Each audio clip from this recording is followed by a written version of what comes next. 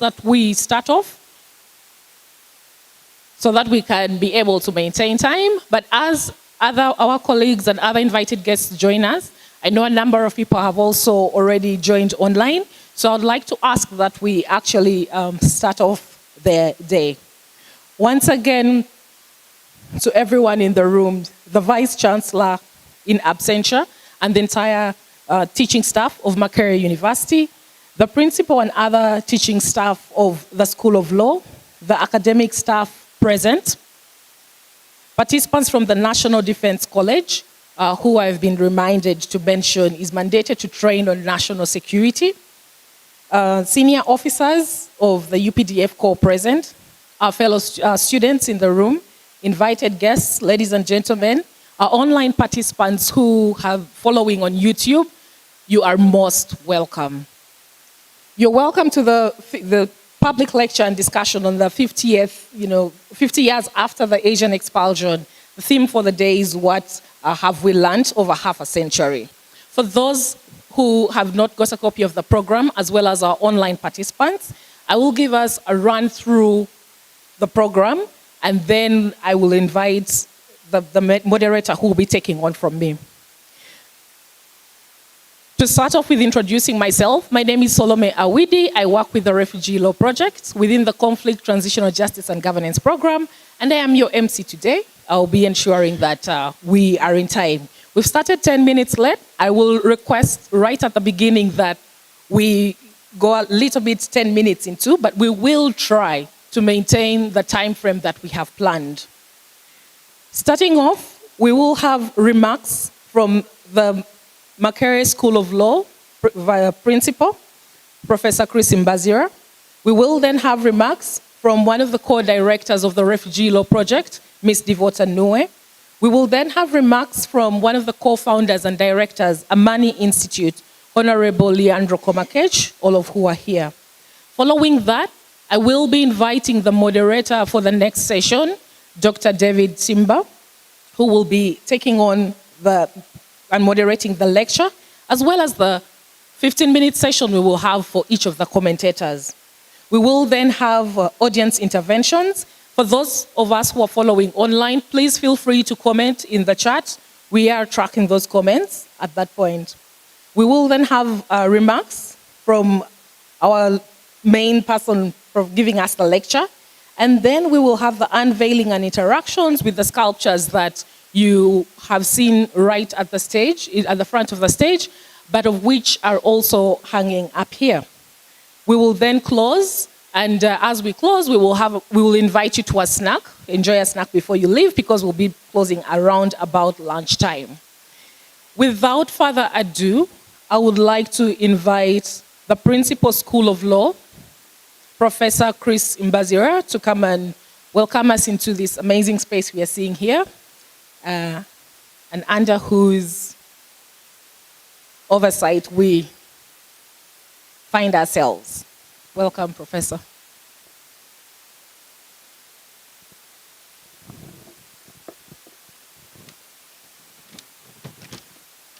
Thank you so much, Madam MC.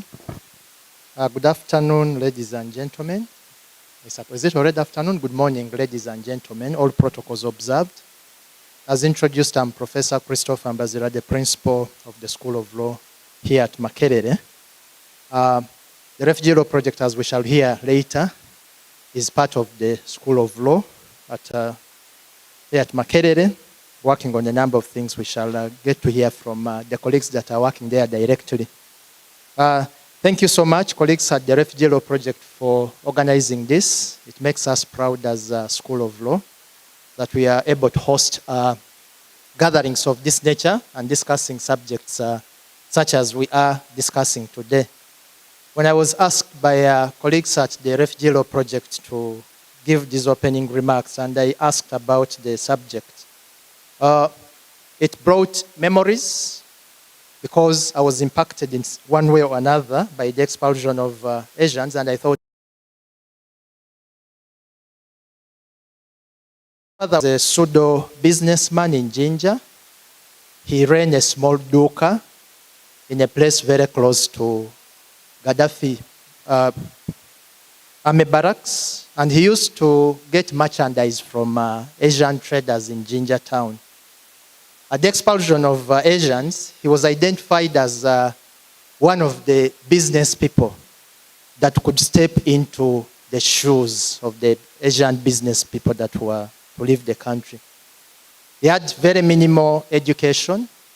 I think if we look at his education in the current context, he didn't go beyond primary 4. He told me a story that overnight he became a bourgeois because he took over 2 shops with merchandise in it and a number of things. And it's only by running that business that he was able to raise us up, 10 of us. He was able to pay our tuition. But later, the business collapsed. And right now, when I think about the way he was doing his business, what I could see is that one of the reasons the business collapsed is that he was not running it in a professional manner. I remember vividly his businesses are starting to go down in the 2 shops when Uganda Revenue Authority came to the scene, anti-smuggling unit at the time. And it somehow, I don't know whether I should use the word interfered, but it somehow impacted on the trade that was happening across the border. So looking at this subject, that's how it impacted on me. I don't know whether I should say I have my biases, but nevertheless, I feel that it's an important subject that we are discussing today. Later, of course, when I got to where I am now as a human rights lawyer, I now again see the subject from a different dimension, because I look at the human rights issues that arose from the expulsion, including issues around property rights, including around issues of citizenship and identity. I know I'm not competent to comment on the class relations, again, from a human rights perspective. Class relations, especially in the context of economics. But we know that there have been tensions in some respects between the Asian community and the Ugandan community as far as access to economic resources is concerned. With that, I welcome you to this lecture today. It's coming at a time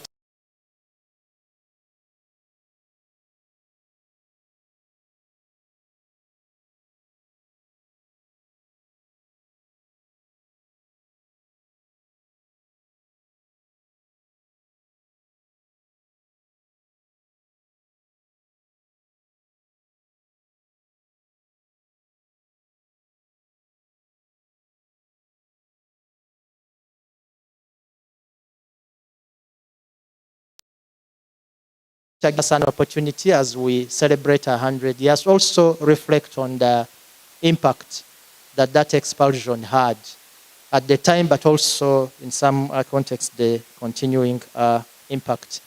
So thank you so much, and I specifically thank the colleagues, including Professor Mamdani, that is going to give us the key lecture, as well as colleagues that are going to comment on the lecture, including my colleagues from the School of Law, Professor Sylvia Tamale. Thank you so much. You're welcome and enjoy the lecture.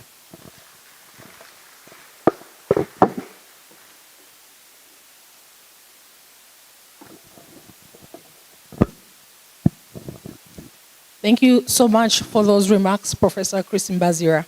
I am sure we all feel welcome already. And to our online participants, those who are following on YouTube, we've just finished with the first set of remarks. I would like to also invite Ms. Devota Nue, one of the acting co-directors of the Refugee Law Project, as well as the head of programs. Ms. Nue, you're welcome.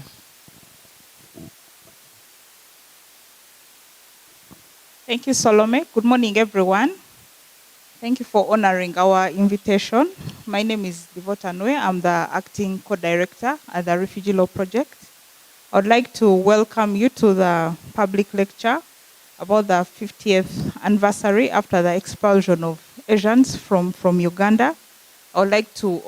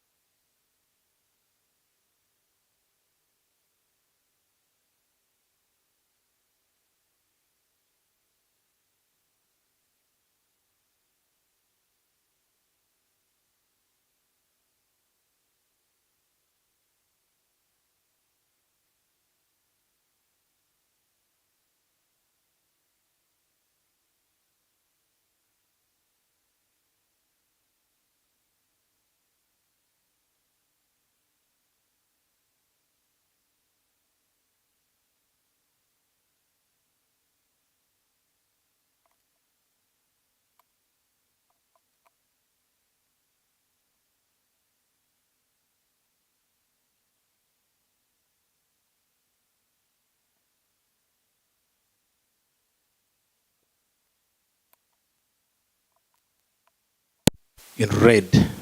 You are welcome. I wondered when we entered, when I saw the red tops, I was associating with it for other occurrences as usual in the university. But we were cooled down that actually they are part of the lecture. So we welcome you so much from the Defense College. This is the best way to go. An inclusive participation. As the Money Forum, we are so glad to be associated with this lecture, which is a very important lecture in giving deeper reflections of the journey that we have traveled so far. Uganda's growth has not been easy. If you check behind, there have been a lot of key issues in terms of how to manage diversity.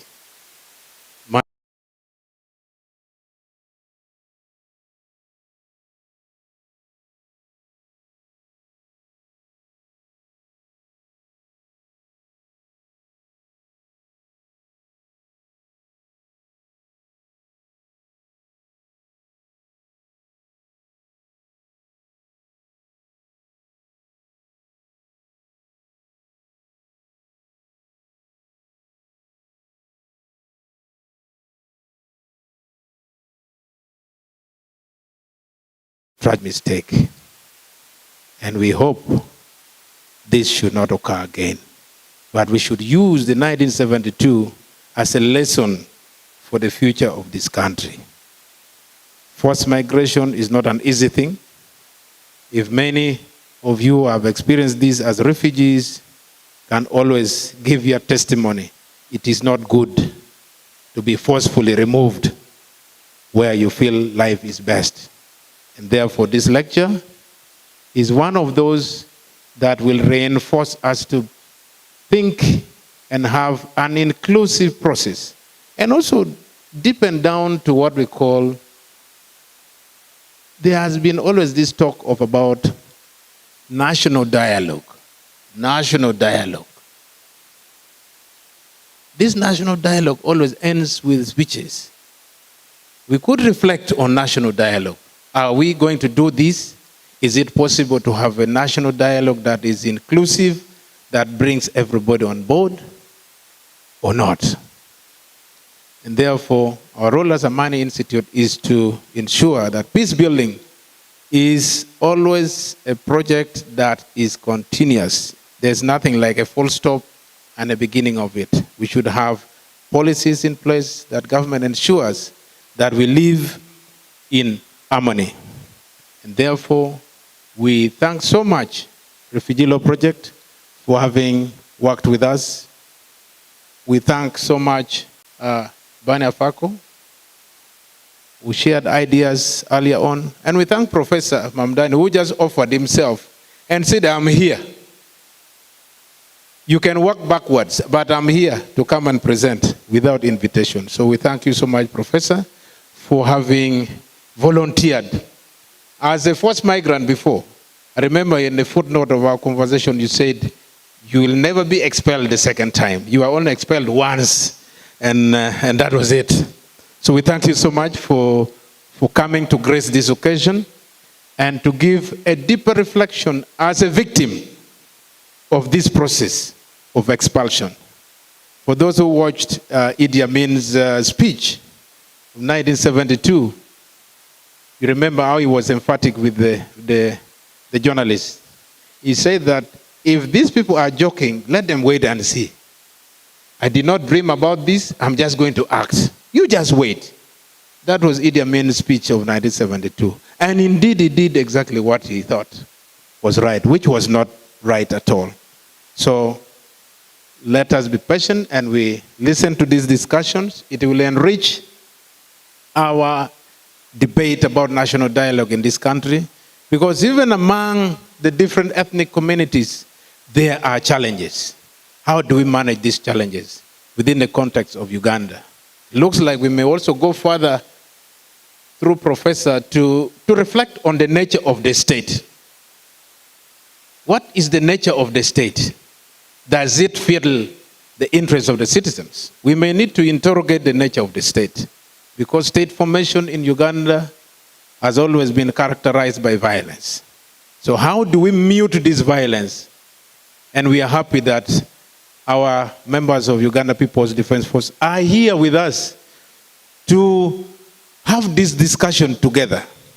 It would be very difficult in early times to have a senior officer here listening with his guns in his waist, and you think the debate may continue peacefully.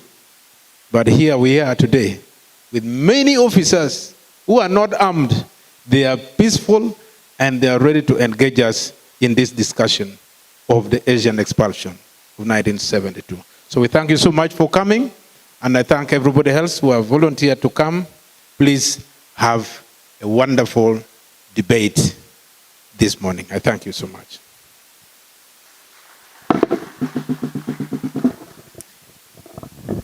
Thank you so much, Honorable Leandro. And to those who are following us online, right now we have 46 people following us online. Thank you for joining. We are getting into the main reason we are here. But before I invite Dr. David, I'd like to acknowledge a few persons who are in the room. We'll be acknowledging as we go along. We have the Commandant General, Major Francis Okello, in the room with us. We have the head of faculty, Brigadier General Stephen Oluka, the senior directing staff, Brigadier General Kefa, 18 course members, 9 of who are generals, 9 are senior colonels pursuing their masters in security strategy. And along with them is Professor Mulindwa Rutanga, Director of Studies, National Defense College, Uganda, who are in the room with us. We do have representatives from the Asian community, the media fraternity. I think some of you have seen the old Museum of the Clan in the house. We also would like to thank the Acting Director, Miza, for allowing students time to join us. Without wasting any more time, I will turn to Dr. David Simba, who will be taking us onto the next session. He will be inviting the entire panel. Dr. David. And at this point, I'll hand you all over to him. For those who are online, please tell us where you're following from. Just type in the text, in the chat, and we will acknowledge you. Thank you. Thank you so very much, Solomon. And good morning to you all. I'm here to set the table for the real menu, the reason for which we came. Mine is very simple, is to moderate some of the most important voices on this conversation. 50 years down the road since Ugandan Asians were expelled. We will have a lecture, and the lecture will be by Professor Mahmoud Mamdani. I'll request Professor Mahmoud Mamdani to join the higher pedestal. Please put your hand together for Professor Mahmoud Mamdani, whom I will introduce ably in a short while.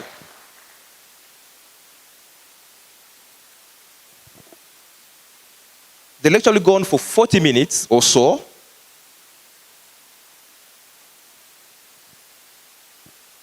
Karibu kwanza. Thank you, Prof. The lecture will be going on for 40 minutes or so, and as it is the tradition of this place, his lecture will not be the final word. It will be subjected to a very serious academic discussion. It will be raw material for critique. And we have lined up a panel of critical listeners to really discuss with Professor Mamdani's reflections. The first will be Professor Sylvia Tamale. I'll request Professor Sylvia Tamale please to join the higher pedestal. I will be introducing Professor Sylvia Tamale very shortly when we launch the panel discussion. The second in our midst to discuss the lecture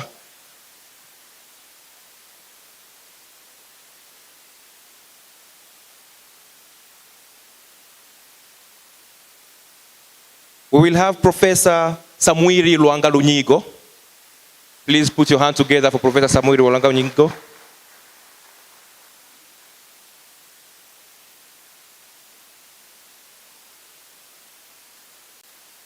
And on the program which you have, as printed last night, up until this morning, we had the confirmation of Honorable Betty Bigombe, who unfortunately missed a flight from Juba to Entebbe. And this morning again tried very hard to join us, but she couldn't be in our midst. She has profusely apologized for missing here, and we shall have instead, with due acknowledgement of Honorable Bigombe, we shall have the deputy substitute, who will be Leandro Komakech, to come and join. So please, Leandro, join back the pedestal you have just left as the dangerous substitute for Honorable Betty Bigombe, who is really very much known to Leandro. That will be our third and last discussant of the lecture.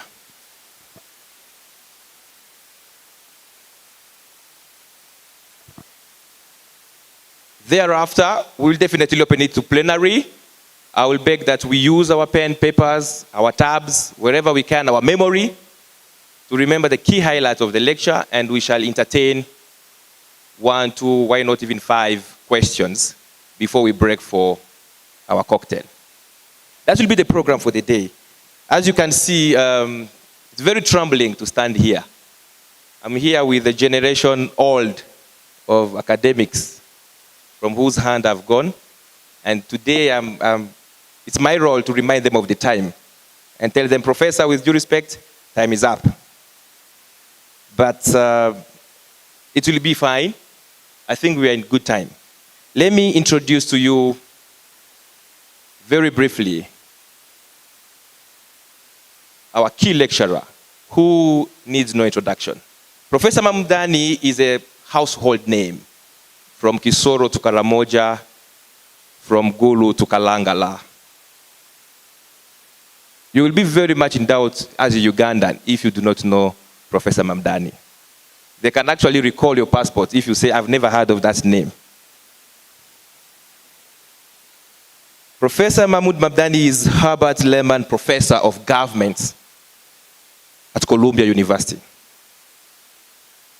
Until February 2022, he was the Executive Director of the Makerere Institute of Social Research, where he spearheaded the establishment of the first ever interdisciplinary doctoral program in social studies, an experiment which 10 years ago has turned MISA into a very acclaimed knowledge-producing center in Africa, south of Sahara, and north of Limpopo. I thought that deserves a hand clap.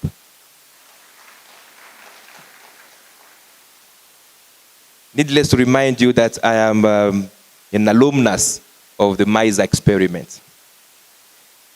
He earned his PhD from the Harvard University in 1974, just under 2 years after the expulsion of Uganda Asians, whose 50th anniversary we are reflecting upon today. Professor Mamdani's first academic book to hit the university shelves, stemming from his doctoral thesis, came out in 1976. It was titled Politics and Class Formation in Uganda. But little known, and yet perhaps most consequential for the discussion today, is Mamdani's book titled From Citizen to Refugee.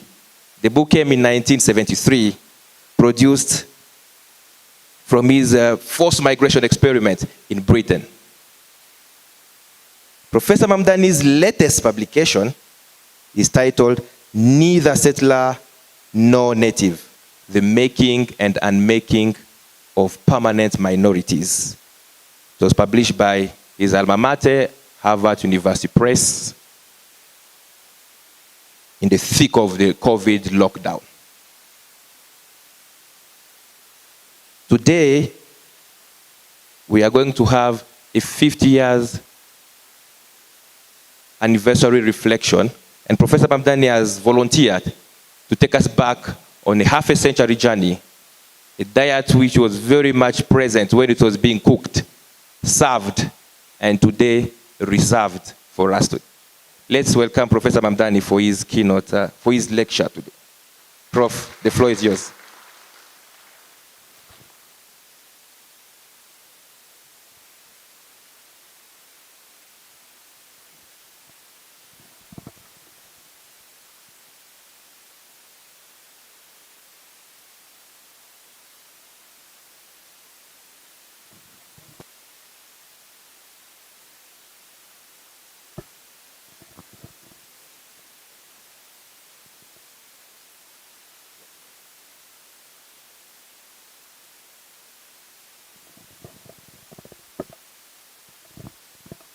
This one is not working.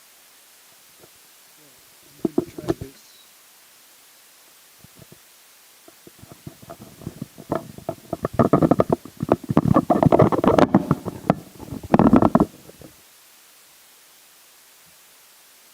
Nothing comes easy.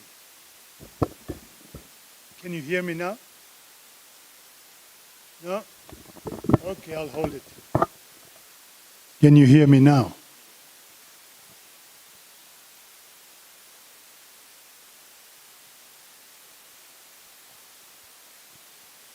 Good morning.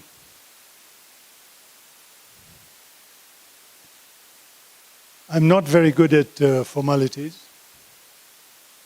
Maybe that's why I never went into diplomatic service. So I'm just going to say a general but heartfelt thank you to all the organizers. I will only mention one name of Barney Afako, who actually volunteered me. I didn't volunteer myself. Barney, thank you.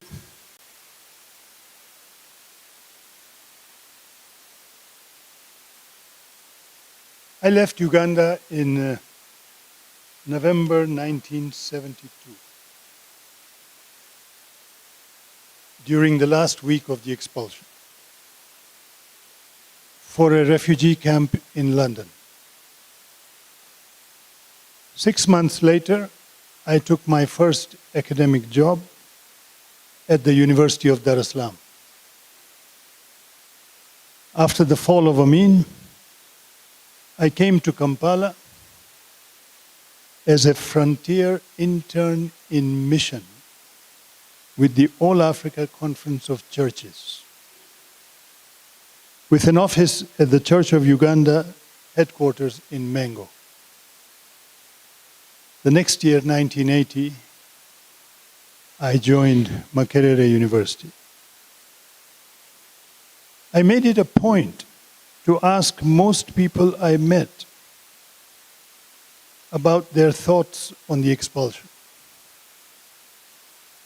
Almost all responded, it was bad how Amin did it. Nobody said the expulsion was bad. I realized that most Ugandans did not oppose the expulsion. This was the beginning of wisdom for me. 10 years later, I began asking the same question to friends, neighbors, and schoolmates from pre-72 Uganda days.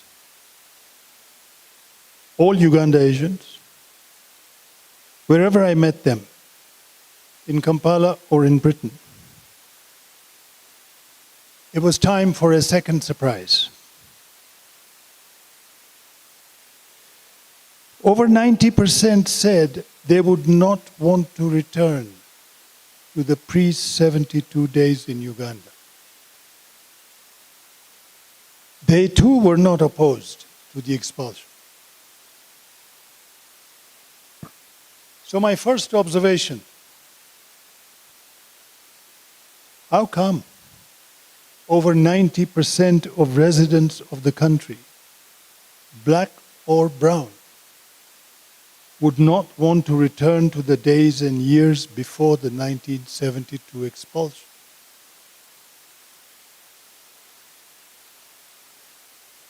The expulsion cannot just be understood as an event, as a single standalone event, an event which occurred in 1972. The event needs to be understood as the culmination of a process. Long before 1972, many Ugandan Asians had been disenfranchised by law. And the law I'm talking about is both Ugandan and British. The citizenship clause in the Independence Constitution of 1962 restricted citizenship by birth to those who were born of Ugandan parents and one of whose grandparents was also born in Uganda. My guess is that no more than 10% of people of Asian descent with a permanent residence in Uganda would have qualified for citizenship by birthright under this clause. Citizenship by registration or any other type of citizenship is not a right. It's a privilege conferred on you by the state. It can be withdrawn just as easily by the state.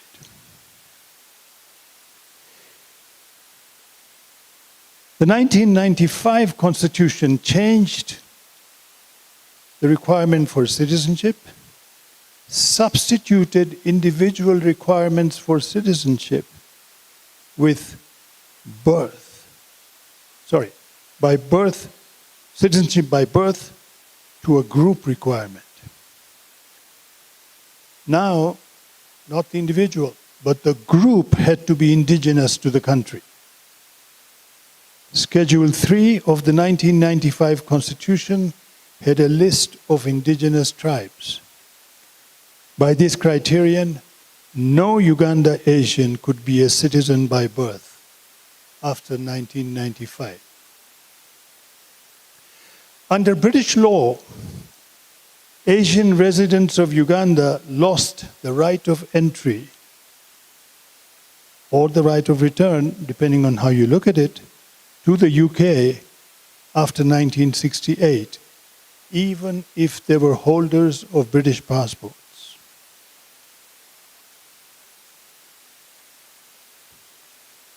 The British distinguished between different kinds of citizens, and I will come to that later. My second observation, we need to distinguish between two different groups of Asians. Those pre-72 and those post-85. For the pre-72 group, Uganda was home. For most of the second group, the post-85 group, Uganda is a temporary abode. My talk will focus on the first group. Now to my topic. What have we learned over half a century? Learning is both formal and informal.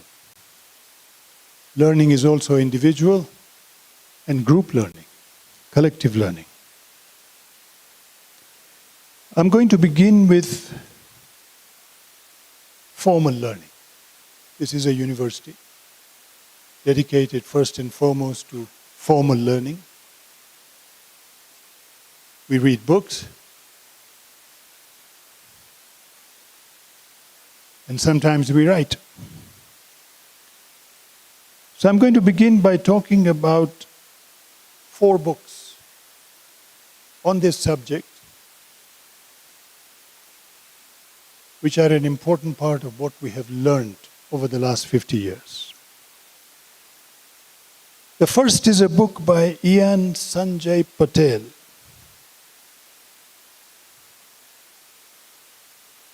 Is this for COVID or for me?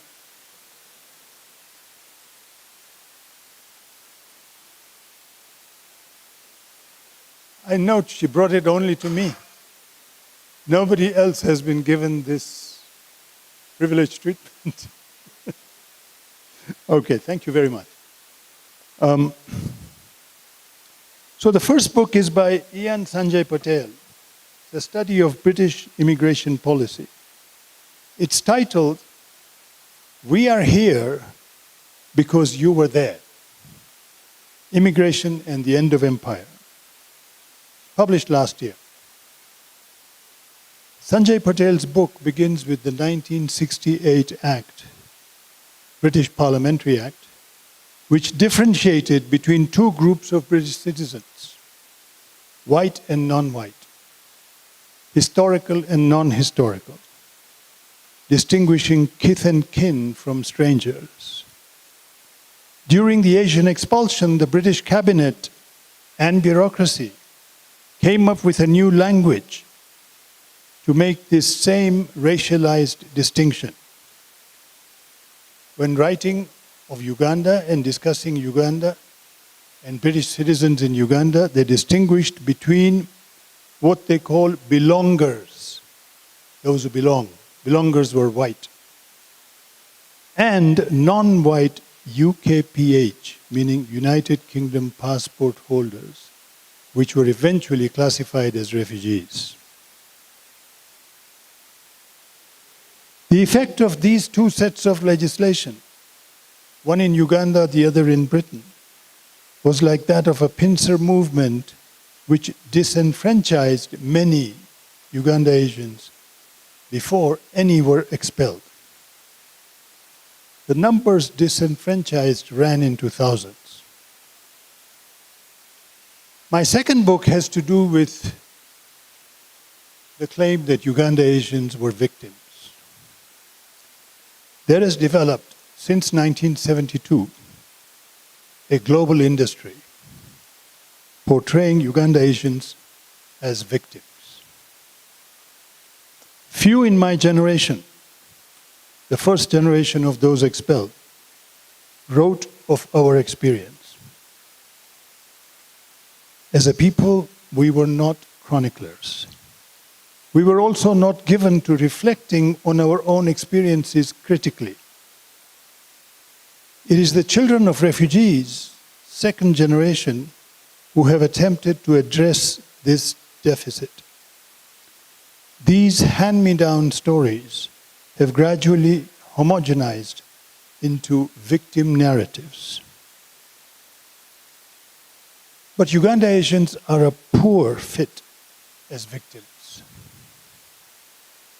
For a start, the expulsion meant different things for different groups among Uganda Asians. For a substantial group, the lowest estimates are upwards of 12,000. So for upwards of 12,000 people, the expulsion liberated them from an impossible situation. According to intelligence reports, Uganda intelligence reports, something like 12,000 Asian residents of Uganda were stateless by 1971. They were without a right to work in the country. They had no right to no trading license. Eventually no homes. At first they lived in places of worship, temples, mosques, gurudwaras. With an increase of numbers, they overflowed into one-room tenements. In the word of Bob Astles, an intelligence officer under Obote, and under Amin, these tenements resemble, quote, concentration camp-like conditions. By 1970, they were demonstrating almost every other day in front of the British High Commission.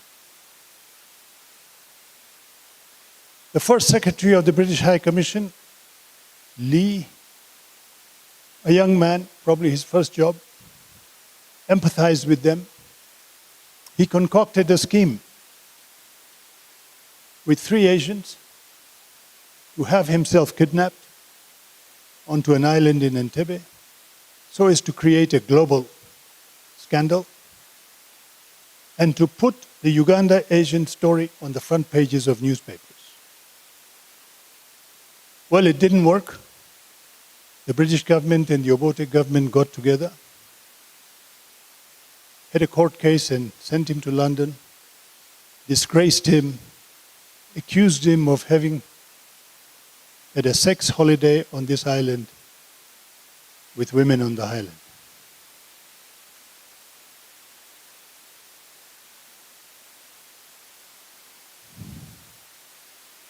This group, 12,000, celebrated the expulsion. For them, Amin had opened the gates of Britain.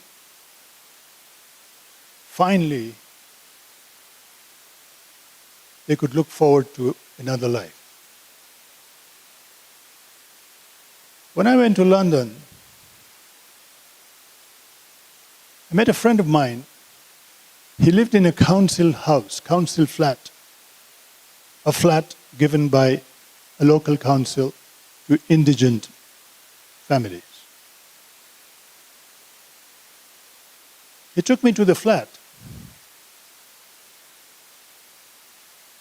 showed me the rooms, including the prayer room. In the prayer room were photographs, gods and goddesses. But among them was the photograph of Idi Amin. He said, "What's this?" He turned to his mother. And the mother said to me, "Where would we be without him? He is the one who got us out of a terrible situation in Uganda. We have a council flat, we have free education, we have free medicine, subsidized transport, our children go to school, we have a future. He's like a god for us." In the next years, I realized that my friend's family was not the only one. There were many other families in that same position. Those who celebrated the expulsion. One book stands out in the chorus that I call the expulsion industry for its rare honesty. This is a novel called Kalolo Hill. Kalolo Hill is a novel by Nima Shah, lives in London. It's the portrayal of an Indian family. It's written through the eyes of a young bride, Asha, who has just married into the family. The bride comes from Jinja.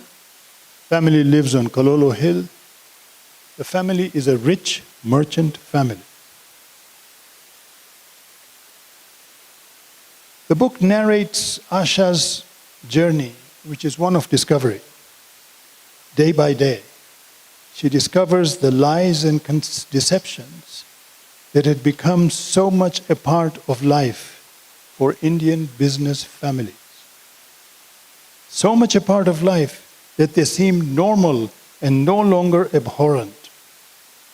As her world unravels, it peels like an onion, layer by layer, bringing the daily business of the Asian merchant community to light and raising a big question mark about the now standard and uniform story of Asian victims of theft, rape, violence, commonplace in the genre of expulsion stories. It is worth noting that there was no large-scale loss of life during the expulsion. I was in Kampala all 3 months. There were a few exceptions, but no large-scale loss of life. In a land known for sporadic massacres, there were no massacres of Asians. When massacres happened, they were of indigenous people. Also, there was hardly any large-scale theft. This should not be surprising, given that the expulsion itself was one big generalized theft. It left little room for individual thefts. Amin's soldiers were on the alert. Their orders were to make sure that no ordinary soldier tamper with property that was to be passed on to one officer or another. The thefts that took place were few and far between. But one common loss united those expelled in 1972. This was the loss of home. A sense of belonging develops over generations. The generation that was expelled lived as strangers afterwards. Musafir in Hindustani. Wherever they landed, they lived as if always ready to pack their bags and leave at short notice. Many of their houses had more the feel of guest houses rather than homes.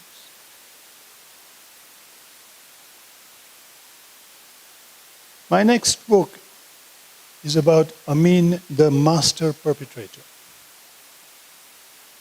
The flip side of Asian victim narratives has been another industry, equally a chorus, united by a single aim, to demonize Amin as an uncivilized brute. Mark Leopold's 2020 book, called Idi Amin, shines a critical light on this barrage of writings and media depictions of Amin that followed 3 expulsions. First of the Israelis, then of the Asians, and then of the British. This book is not on Amin, nor on his self-appointed, self-proclaimed victims, but on how the discourse on Amin changed direction from praising Amin as a noble savage who delivered the country and the continent from the erratic dictatorship of Obote, from that to demonizing the same Amin as an African Pol Pot, in the words of a British minister who had earlier ordered Amin's assassination. Leopold's point is that these books would be better read as a source of knowledge on those who wrote them than on Amin, who they purported to write about. The leading writer we all know was Henry Chamber. Okay? He began this genre of writing. The final book I want to talk about is my colleague's book, Professor Rwanga-Runyigo's redefinition of Uganda as an Indian colony. This book has just come out recently. It merits inclusion in this slim reading list. Professor Runyigo is a Makerere historian who had previously written 2 great books, one on Kabaka Mwanga, the Kabaka who fought the British at the turn of the 20th century, and the other on the land question, about the Bakopi and the Milo landlords. He's also a good friend. Let's begin with the title, Uganda, an Indian Colony. The title is a stunner. It provokes, almost compelling the passerby to buy it. The title is a publisher's dream. Most of us are used to thinking of Uganda as a British colony. But an Indian colony? I ask myself, is this a commercial ploy? But then almost habitually, I turn to the backside of the jacket. The backside of the jacket reads, quote, "The long and short of this book is that it puts the spotlight on Indians in East Africa, narrating them as deputy imperialists, sub-imperialists, privileged workers of the colonialists." So between the cover and the backside of the jacket, we have descriptions of two different books. The cover says Uganda was an Indian colony. The back of the jacket says Uganda was a British colony in which Indians were privileged assistants, sub-imperialists. It'd be good to have Professor Runyigo tell us which is the real title, so that we can hope for a second edition with just one title.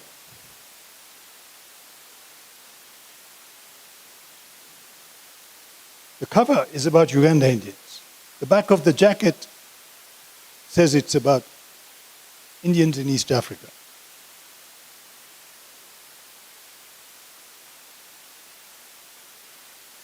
So were Indians sub-imperialists? This is hardly an original story. There has been a whole tradition of Ugandan scholars writing on the subject of sub-imperialism from the 1960s. And their theme has been that the Baganda were sub-imperialists. In the conquest of Bunyoro,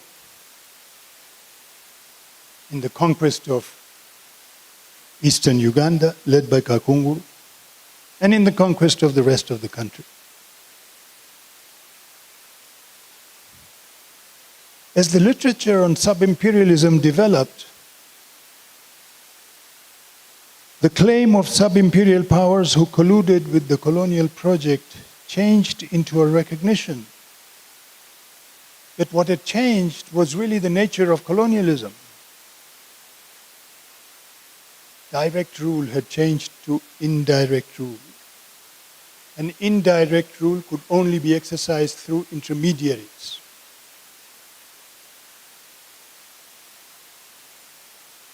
Good historians have the skill to dig into archives and come up with little known or even previously hidden facts. Professor Runyigo is an acknowledged historian. There are few facts in this book that I would dispute. I would dispute the idea that most Indians had companies registered overseas. 2 Indians. Give me a third example. I would dispute the idea that all the Indians who made good in London made good because they went with money from here. Requires facts. I don't know of any. And I have read lots of biographies of those who made good.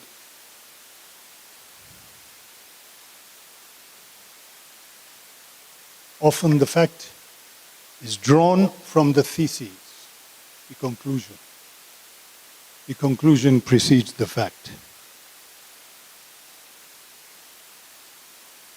The riddle of Luanga, Professor Runyigo's book, is that he announces the framework in the title, dilutes it in the back of the jacket, and then abandons it in the bulk of the book.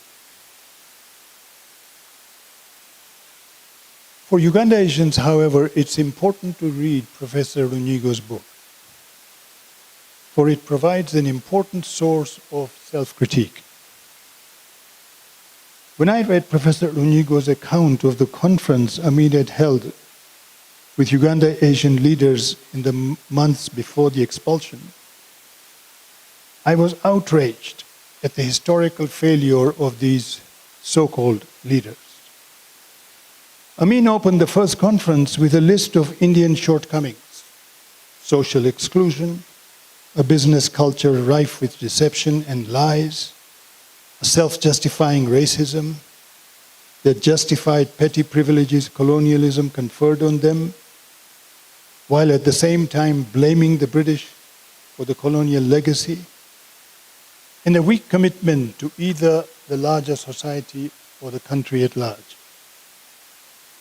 He then went on to invite the same leaders to reflect as a community on the way forward, which these leaders, so-called leaders, refused to do.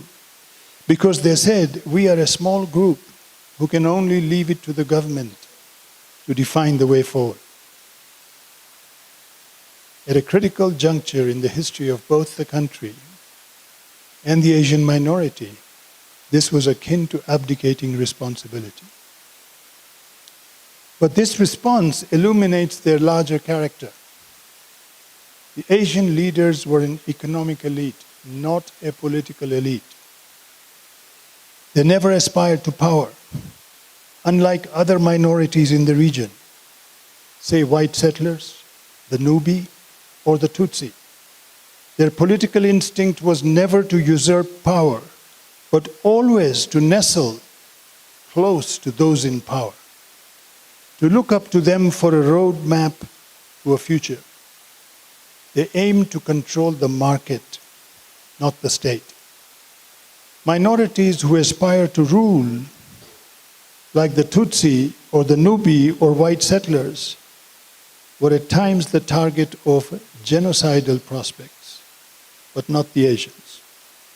They would be expelled, not killed. Asians in Uganda, as in East or Southern Africa, were immigrants. They were not settlers. The difference is telling. Immigrants are prepared to be part of the political community to which they move. Settlers aim to create their own state, their own political community, a colony, more precisely, settler colony. Settlers are always at odds with native communities among whom they live. It is difficult to find a settler without a gun. It is just as difficult to think of a Dukawala with a gun. As an individual, the Indian Dukawala is proverbially known for accommodation, even timidity. This is hardly the human material from which to make conquerors or colonists. It is, though, the material from which to craft merchants. When an elite emerged from communities of Dukawalas, they were an economic elite, not a political elite. When Indians used guns during the 1958 trade boycott, these were plantation owners, not the Dukawalas. They were both Indian, but they belonged to different classes. The political elite are more likely to strategize the future. The economic elite are more likely to accommodate to it. Even when champions of industry or trade, like the Guptas in contemporary South Africa, or the Madhvanis under Obote I, aim at state capture, they do so in collaboration with existing political leaders. They do not become political leaders.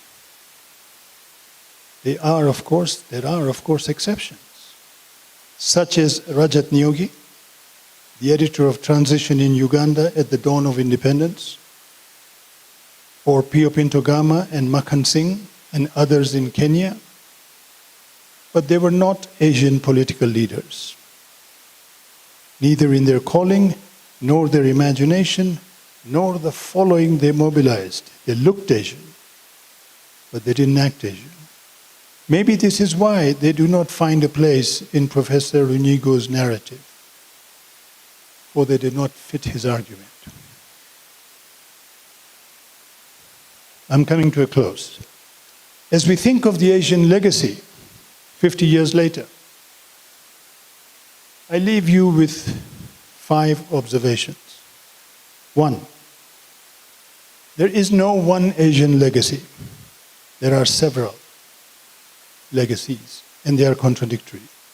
Not all are legacies we would like to wipe out from our collective memories. Some we would like to build on, others we would like to reform. Number two, the Asian question can allow us to think the larger Ugandan question. Think of any of the big questions in this country. The Buganda question, the Northern question, the Karamoja question, and the Asian question. There is one thing common among these four. The state has always claimed the right to solve each of these, first to define each of these, then to solve each of these on behalf of society, and always through violence. And it has never been successful.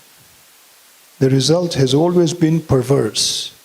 State strategy has always been to set up one group or another, the Baganda at one point, the Asians at another, the Northerners after 1986, and the Karamojong all through our post-independence history, to set one or the other up as the enemy of society. Number three, the great strength of African societies in the pre-colonial period was the ability to absorb newcomers, immigrants.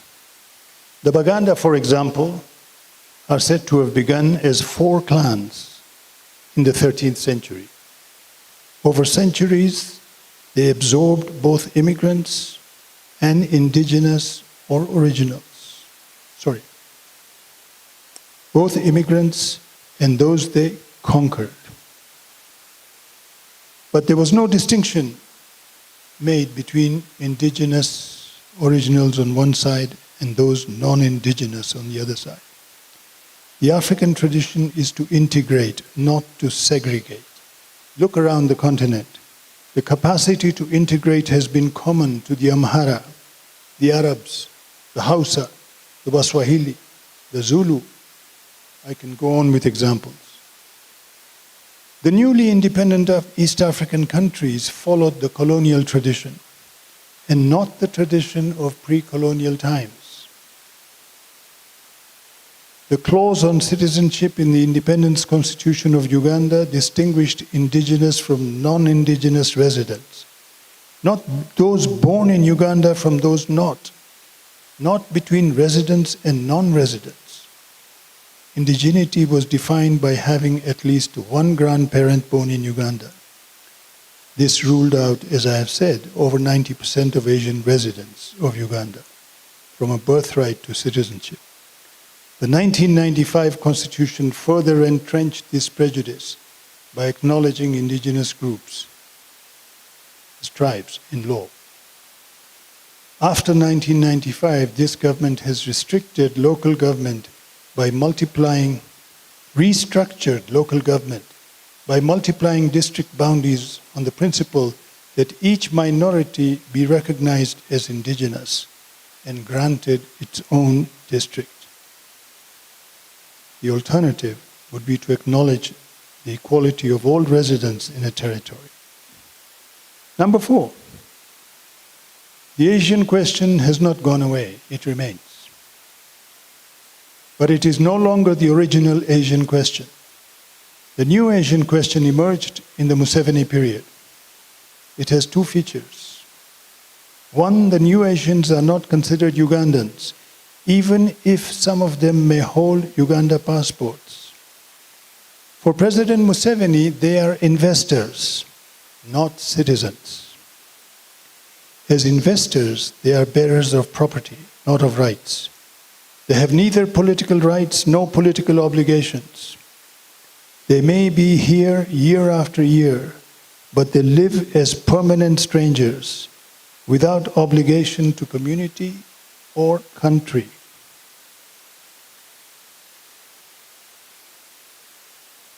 In the African imagination, they have become the prototype of a mercenary community. For the Asians, they live on sufferance, always on guard, never at peace. We may ask ourselves, in whose interest is this state of affairs?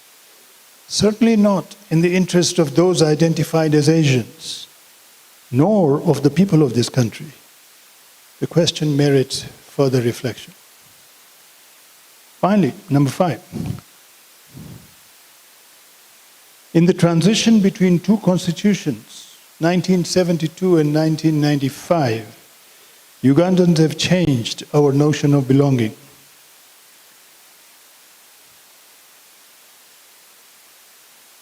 The 1995 constitution defined entire groups and not individuals as indigenous.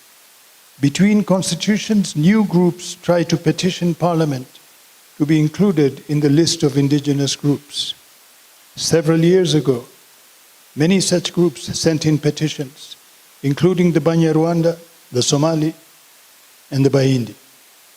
President Museveni's response was to remind the Baindi that the world is divided into continents. God made each continent for a different race. Europe is for whites, Asia for browns and yellows, and Africa for blacks.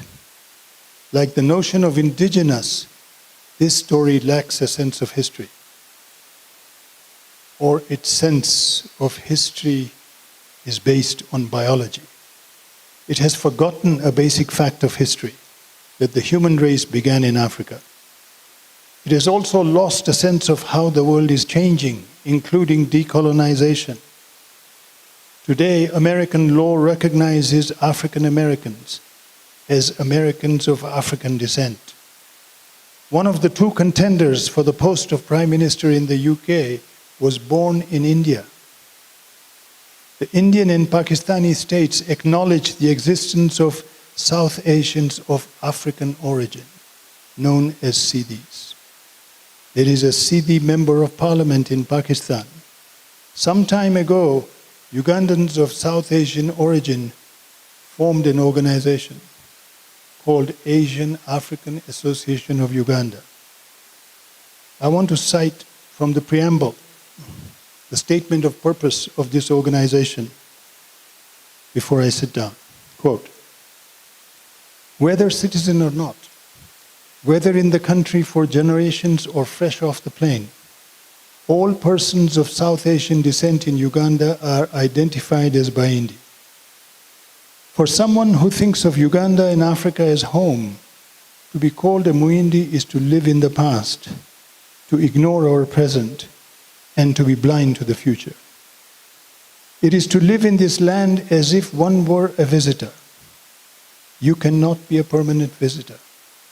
That is a ticket to permanent insecurity and political isolation. We need to give a deep thought to who we really are and what is our relationship to Africa and African society. We are not South Asians. Indians, Pakistanis, Bangladeshis, for South Asians live in South Asia and are committed to making a future there.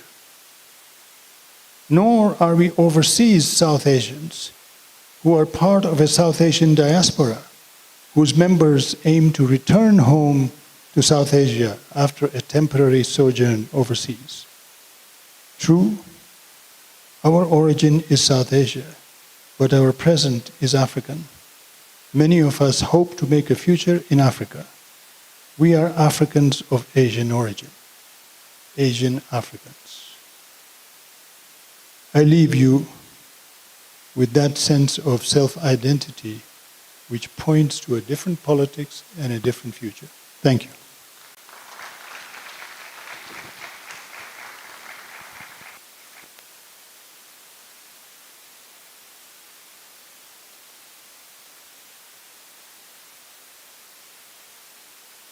Whew. That was quite a diet. Thank you so very much, Mahmoud, for this very critical reflection. 5 lessons. I'm not going to rehearse them. We have a noble panel of discussants to do the job. This conversation is being followed from near and far. People from Lebanon in Beirut, the UK, University of Warwick, Aligarh in India, Dar es Salaam in Tanzania, at Old Kampala, Kiriandongo Refugee Settlement, in Nakasero, Gulu City, Adjumani Town, and all the refugee settlements, Makerere Campus, and all the other Makerere offices are on our YouTube channels. It's a conversation of national intellectual importance. I also want to acknowledge the quotes from one online participant who just sums up the lecture as a great experience hearing exactly what happened before I was even born and of consequence to how I'll die. This is great. Let me snatch the next second to introduce you to our first panelist, the discussant of the lecture, Professor Sylvia Rosilla Tamale. Professor Tamale is an acclaimed academic, the professor of jurisprudence, law, and gender at the school now of law. She is known for having been the first ever female dean of the then Faculty of Law. Her first seminal book, thank you for those supporting claps. Her first ever seminal book is titled When Hens Begin to Crow, Gender and Parliamentary Politics in Uganda. It came out in 1999. Her latest book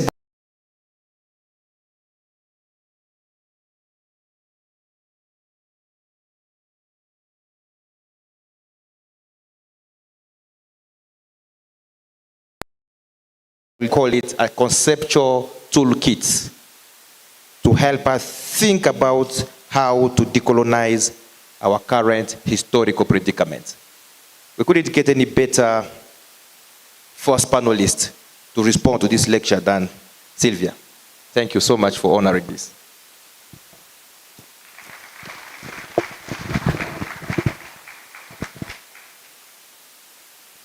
Asante sana, thank you very much. All protocol observed, thank you for making time to listen to us physically and online. Thank you, Professor Mamdani, for your provocative speech. Now, 50 years after Idi Amin expulsion of Asians from Uganda, we continue to be haunted by colonialism and coloniality.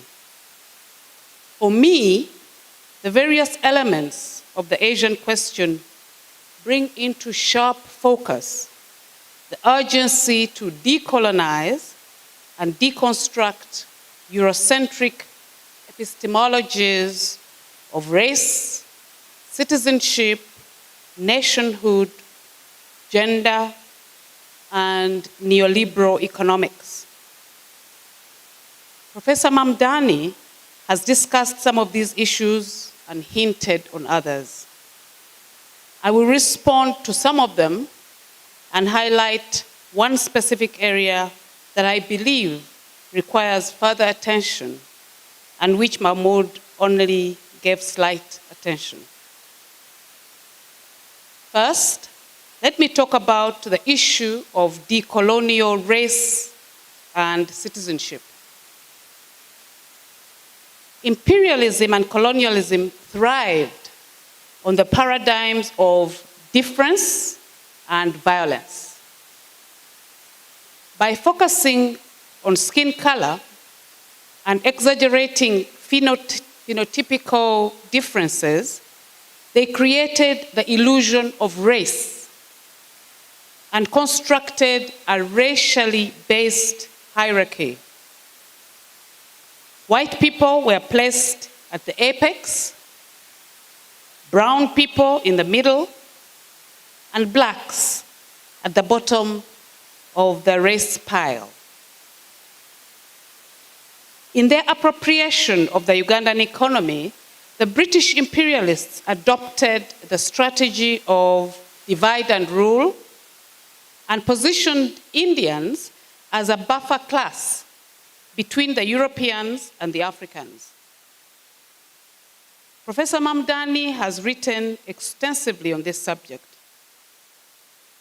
And Ramkrishna Mukherjee, in his 1956 book, The Problem of Uganda, a study of acculturation, characterized Indians in Uganda as people living a parasitic existence on the toils of Africans and as pawns in the game of the British conquest. 2 decades, 20 years before the expulsion, Mukherjee accurately predicted that such conditions could only result in disastrous results for the Indian community, who would become scapegoats of the anger of indigenous Africans, given their overt role in aiding British exploitation of their land. Both Africans and Indians in Uganda have, over the centuries, internalized the racial stereotypes imposed on them through processes such as the education and legal systems, structural exclusions, microaggressions, and stigmatization. This state of affairs put a stop to the possibilities of differentiated humans to blend and cooperate. A common conception of our humanity would have worked against the imperialist agenda of a capitalist, profit-hungry empire. Until we squarely deal with the key issues of decolonization and decoloniality, the Indian question will remain with us at the 100th anniversary of Amin's expulsion. Asians and Africans must open their eyes to the superficial racial differences which imperialists augmented through pseudo-scientific ideologies. As members of both communities, we need to radically transform our ways of thinking, of knowing, and of doing in order to overcome neocolonialism and rehumanize ourselves. The racial sub-issues of citizenship and nationality that Professor Mamdani discusses are but elements of intersecting colonialities of being, of power, and of freedom. Jamaican scholar Sylvia Winter urges us to unsettle these tropes by reconceptualizing our very humanity. Indeed, the colonial race theorist Walter Mignolo explains that when the idea of citizenship first emerged in Western Europe, it was linked to the materialization and formation of the nation state, initiating a concept of communities based on birthplace and overriding communities based on faith. In colonial Uganda, it was important for Indians to claim imperial citizenship because as citizens of the empire, they could lay claims on both the colony and the metropole. Of course, the British used imperial citizenship to ensure that neither the Indians nor the Africans would attain equal status with them. After 1962, post-independence governments have continued to instrumentalize and redesign the abstract concept of citizenship to deny all types of minorities equal rights based on economic status, gender, ethnicity, race, religion, and so on.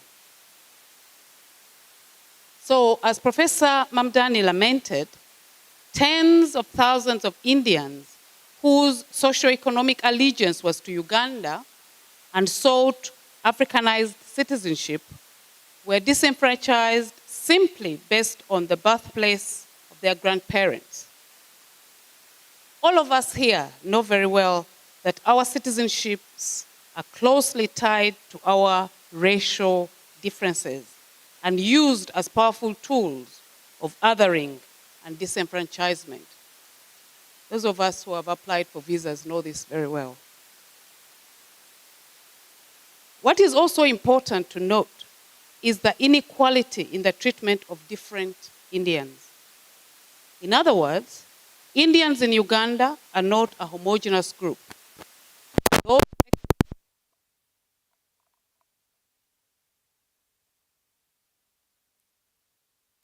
The second issue implicated, although only obliquely discussed in Mahmoud's reflections, that is the role of select government institutions.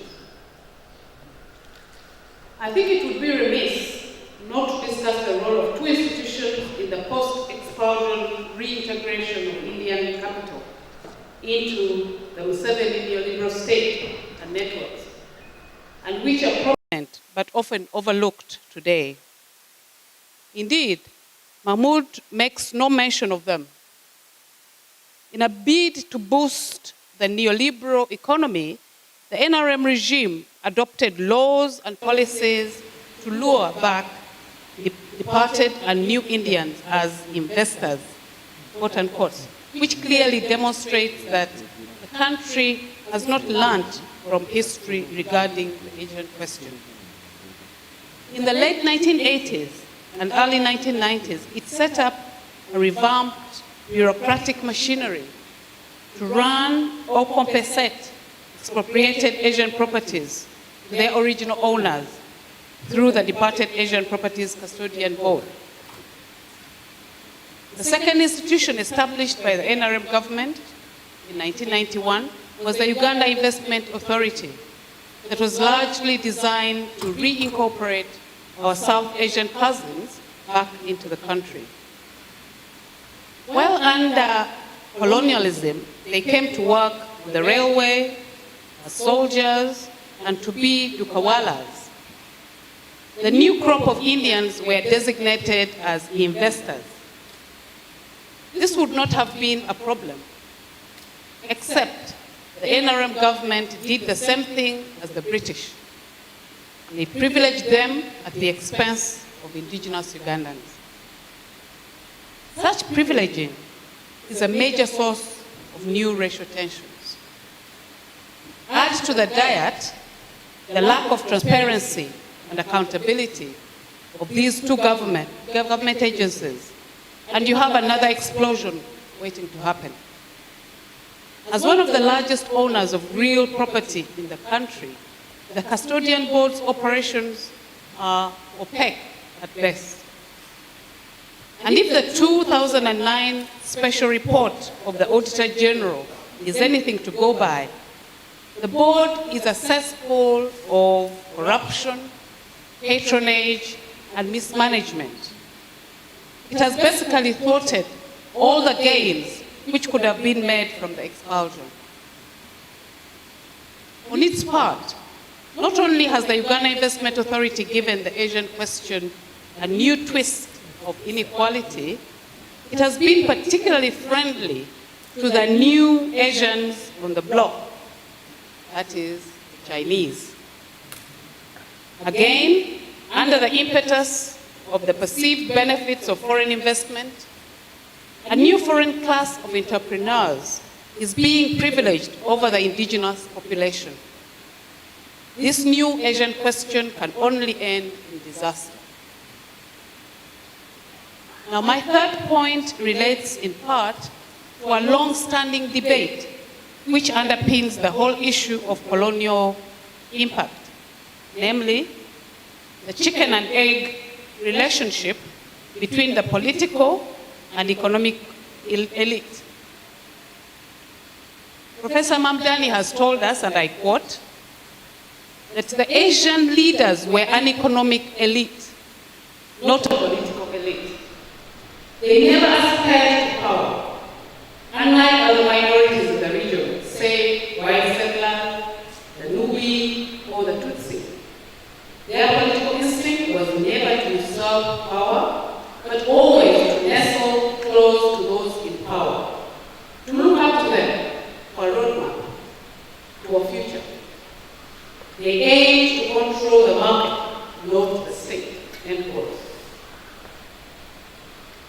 I think there is a degree of dualistic separation in the way in which Professor Mamdani treats economics and politics here.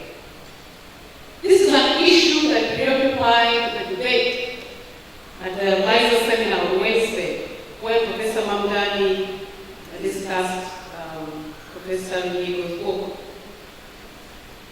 In my view, there is a rather complex symbiotic or dialectic relationship between the two.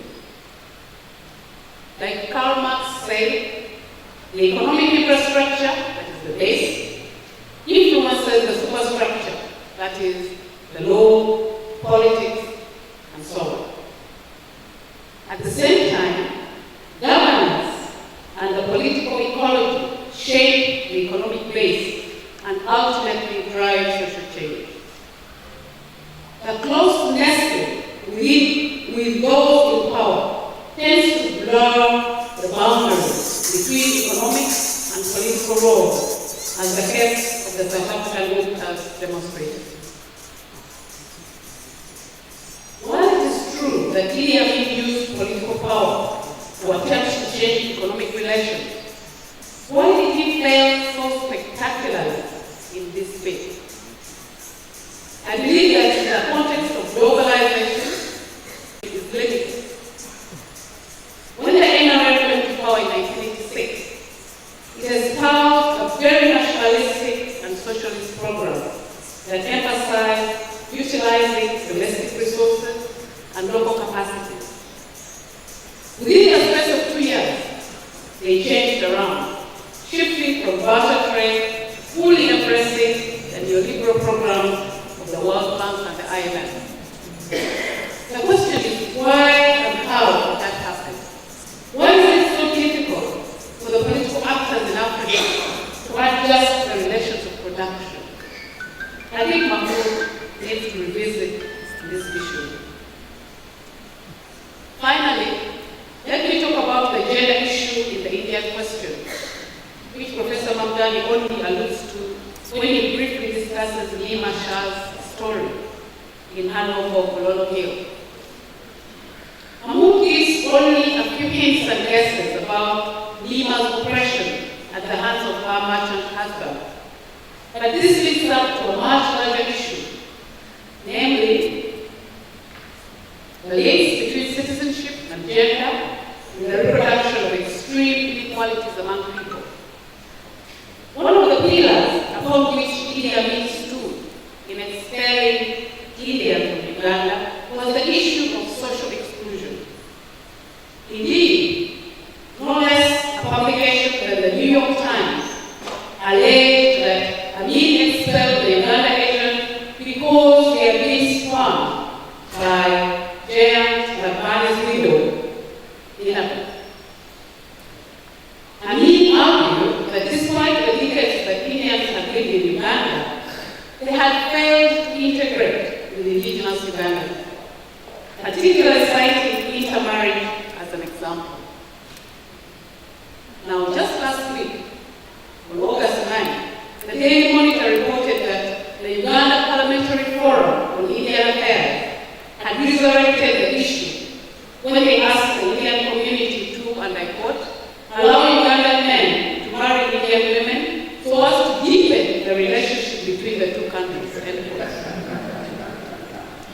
Honorable Fred Okolot, the chairperson of the forum, is quoted as saying, and I quote, I know people integration has happened over generations, especially through business and investment. May I urge colleagues in the Indian fraternity to allow some of us or our children to get married to some of the beautiful Indian ladies, end quote. The story went on to report that, and I quote again, asked whether this is acceptable to the Indians, Mr. Trusha Upadhyay, who coordinated the establishment of the forum, together with Rajesh Chaplot, the former chairman of the Indian Association of Uganda, said, in Kenya, the men already marry Indian women, but the marriages do not last due to the difference in culture, end quote. Now, apart from paternalistic and commodifying tone used when talking about Indian women in this exchange. What is most striking is how the political economy of Indian women's bodies is evoked as a symbol of negotiating and building bilateral national interests by politicians and diplomats of the two countries. MP Opalot is offering a diabolical quid pro quo to the Indian community. Give us your women and we'll give you Ugandan citizenship. 50 years after the expulsion, it is the bodies of women which are being foregrounded in a discussion about the benefits of integration. With such chauvinist, misogynist, and patriarchal views, of course relations between the two races will continue to be fraught with tension. As African men want to lay claim to the bodies of Asian women, the Asian men fight back by invoking culture and tradition. Within this paradigm, Asian women are reduced to pawns in a game of competing masculinities. As with imperialism and the broader issues of coloniality, which the Asian question raised, at core is the quest for power, dominance, and subjugation. Thank you very much.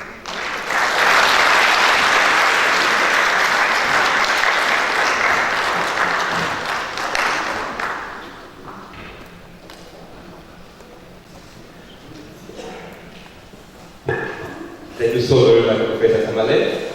That was quite succinct and yet sharp. I promise you that we have just started the critical engagement in the lecture. From biologizing history, which came out from the lecture, to ethnicizing citizenship and the new background of the political economy of female bodies of India. The second panelist is going to take us a notch higher. Professor Samuel Wangalunigo has been cited in the lecture, has been the raw material for eulogy and critique by the lecture. We are very much anticipating his response. Very quickly, Professor Wangalunigo is a retired professor of history and archaeology at Makerere University. He read history and archaeology at the universities of Makerere and Ghana, Lagos. He likes to identify himself as an unapologetic historian of the underbelly of society. A very proud native historian, some would say. But among many publications, his notable one is the 2007 book titled The Struggle for Land in Uganda, 1884-2005. It was followed 5 years later by another important contribution to rethinking our past, a book titled Mwanga II, Resistance to the Imposition of British Colonial Rule in Uganda, 1884 to 1889. His latest, which came in May this year, is the one which has been very much referenced in Mahmoud's lecture, Uganda and Indian colony. I'm sure the ground is already set for Professor Wangalunigo's response. The floor is yours, sir.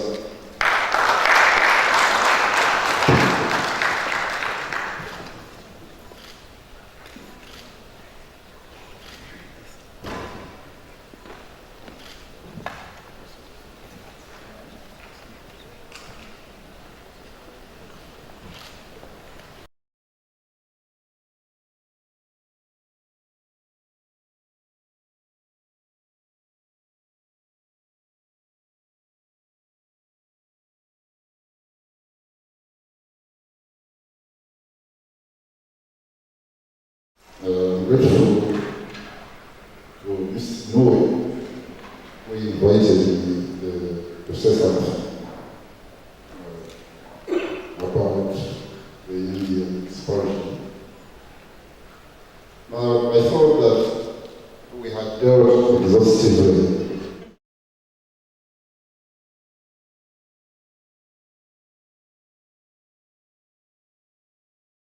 but since it's not yet done, I'll go back to it. But first, I want to mention that in 1969, 20,000 Kenyan workers were expelled by Obote from Uganda.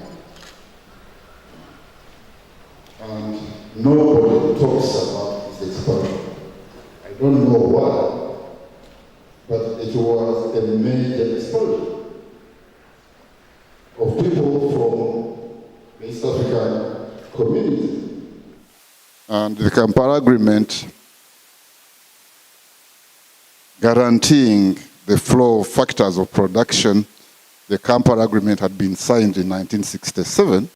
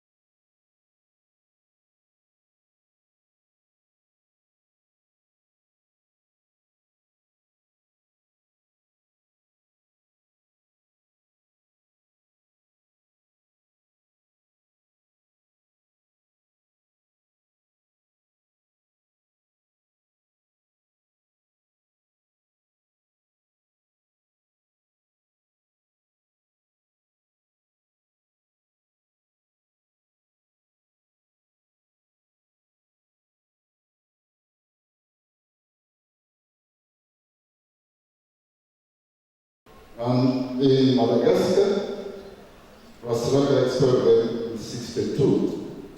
And I don't know whether they are observing this anniversary there, but why this expulsion comes prominent? Now, I will first talk about my book, which Mahamud referred to. Now, I suggest very humbly that you read the book yourself. Let's not done with the book. And then you'll be able to make your judgment. But to go back to Wednesday, to which has been pushed by Mahamud, I define colonialism. And I define colonialism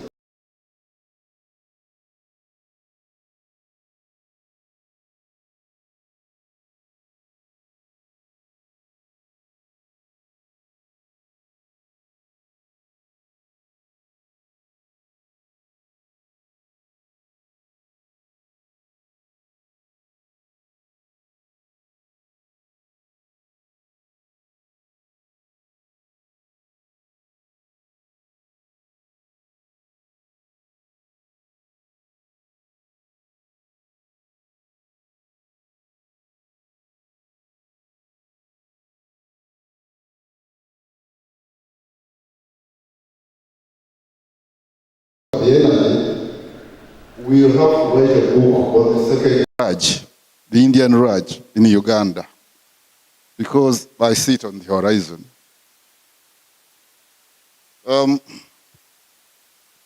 So, from that point of view, I think our Indian cousins were the real colonizers of Uganda. Now, throughout my writing, I avoid the word citizenship lawyers like Professor Tama will understand it, but I don't. But what I know is that it is subject to manipulation. So I use the word native. That's what you cannot manipulate. And I want to draw your attention to what a British writer said.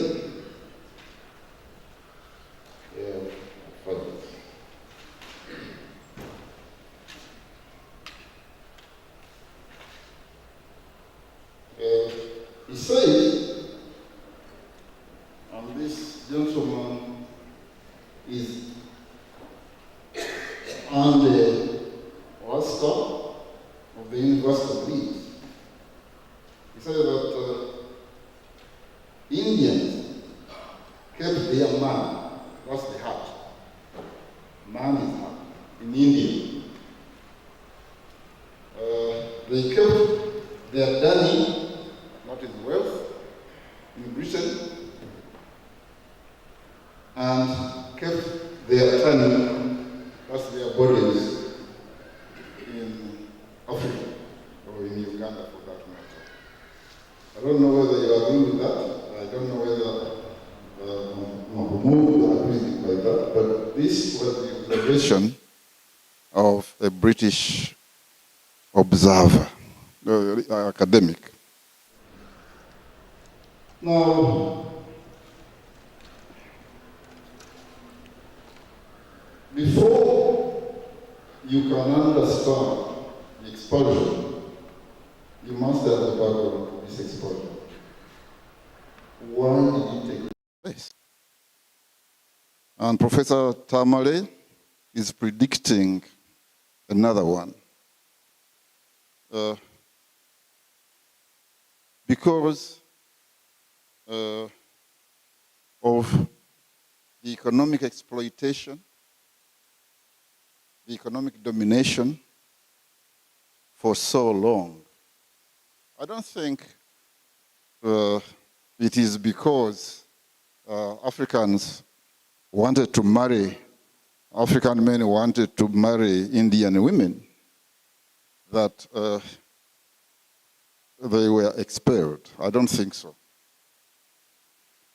Sir Andrew Cohen, in the 50s, had observed that if we are to create one Uganda, then these economic inequalities had to be worked on. And in my view, he did a very good job. He's the one who revised the Cooperative Act of 1946, because when it was enacted, the registrar of cooperatives had a lot of power, and many Africans objected to this. So in 1953, the act was amended, and that's when most of the cooperative society registrations took place. Secondly, he established the African Loan Fund so that budding natives could get credit from some of these, from the fund. And it was during his governorship that the Uganda Commercial Bank came into being. It is unfortunate that the IMF World Bank regime did away with this bank, because without credit, you cannot get anywhere in business. And what we have today are foreign banks. Ours have died, have been killed.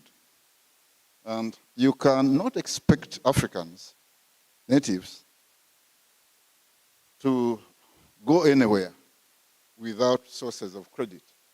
And this was very smartly, the sources of credit, we have very smartly done away with.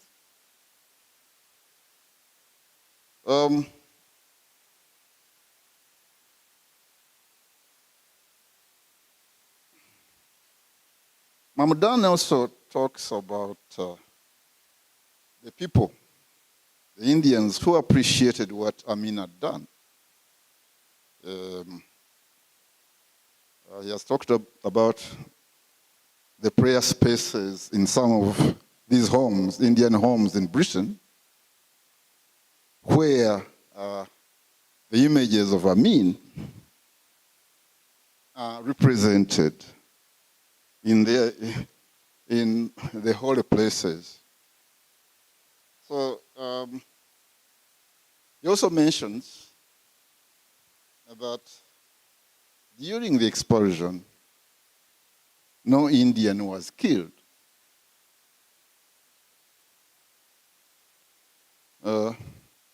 Which I think is a credit you can give to Amin, that people were not killed. But of course, after that, a lot of natives were killed by Amin. Those who were thought to compete for power were killed. But the peasants remained rather intact. They are not such a big target.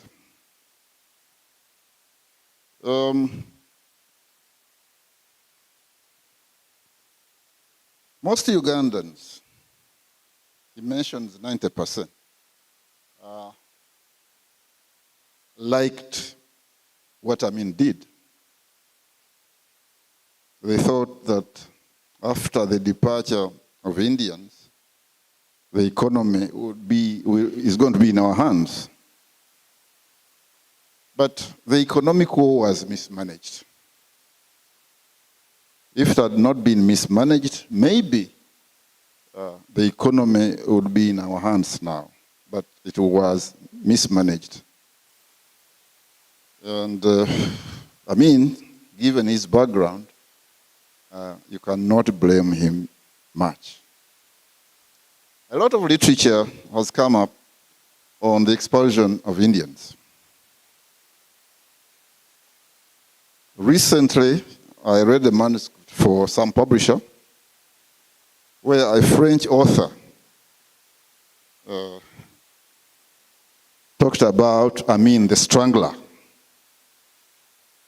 Now, when Amin was strangling for the British during Mau Mau, he was a good man, their son of a bitch.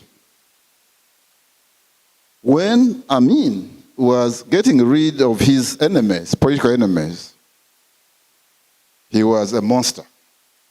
So when he was doing it for the British, he was okay. When he was doing it for himself, he was a monster. But I want to leave you with one question. Who created Amin? Whose creature was Amin? My sense is that it was a British creature and not a Ugandan creature. They created Amin, they promoted him, and eventually he took power. I think one of the mistakes both Obote and the British made was to underrate Amin's intelligence. Amin was not schooled, very elementary education. He did not have much English, and therefore he was dismissed. And in 1971, when the British were discussing who would replace Obote, Obote had become a nuisance and they want to get rid of him. He was opposing the sale of British weapons to South Africa. And they thought that it was time for him to go. But who was going to replace him? Whom were they going to choose to replace Amin? To replace Obote? They settled on 2 Ugandans, Basil Bataringaya and Idi Amin. But they eventually dismissed Basil Bataringaya because they thought they could manipulate Amin much more easily than Bataringaya. And so they thought they had their son of a beach again. But this was not to be.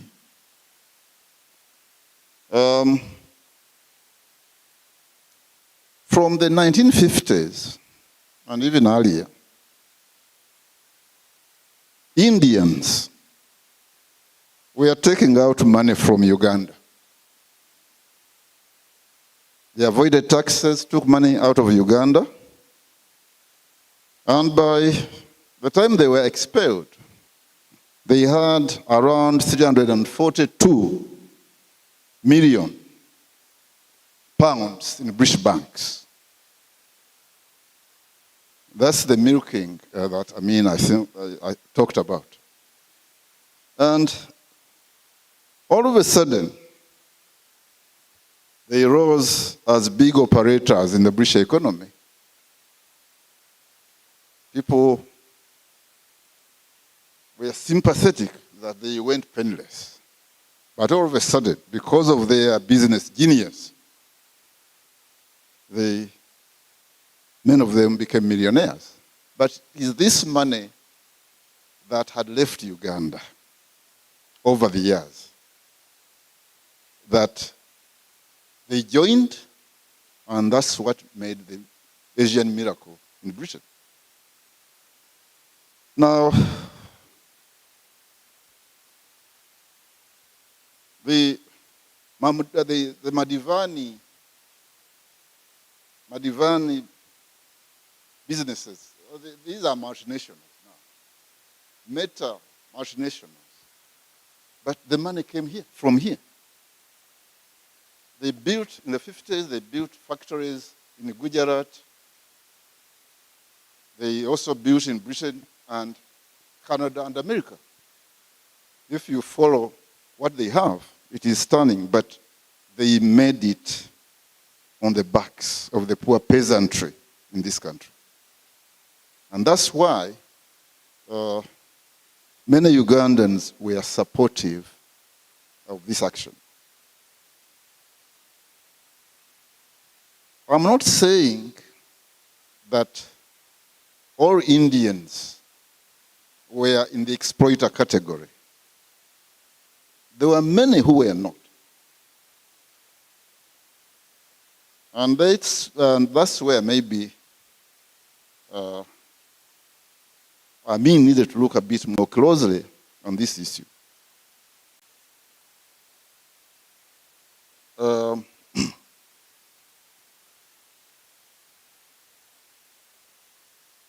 There were, for instance, there was the Ismaili community, which had emphasis with us, with the natives. And the Aga Khan community and the Aga Khan Karim, Prince Aga Khan, Prince Karim, had a very enlightened policy. And in 1962, most of the Indians who took out Ugandan citizenship were Ismailis. They had set 1964 as the date when those who wanted Ugandan citizenship should get it. But then most Indians did not want Ugandan citizenship. They preferred to have British passports. But they panicked in 1968 when the Immigration Act, the British Immigration Act was enacted. And they became sort of second-rate citizens. They couldn't easily get into Britain. But in that same year, and I think I'll stop with this, just 2 minutes.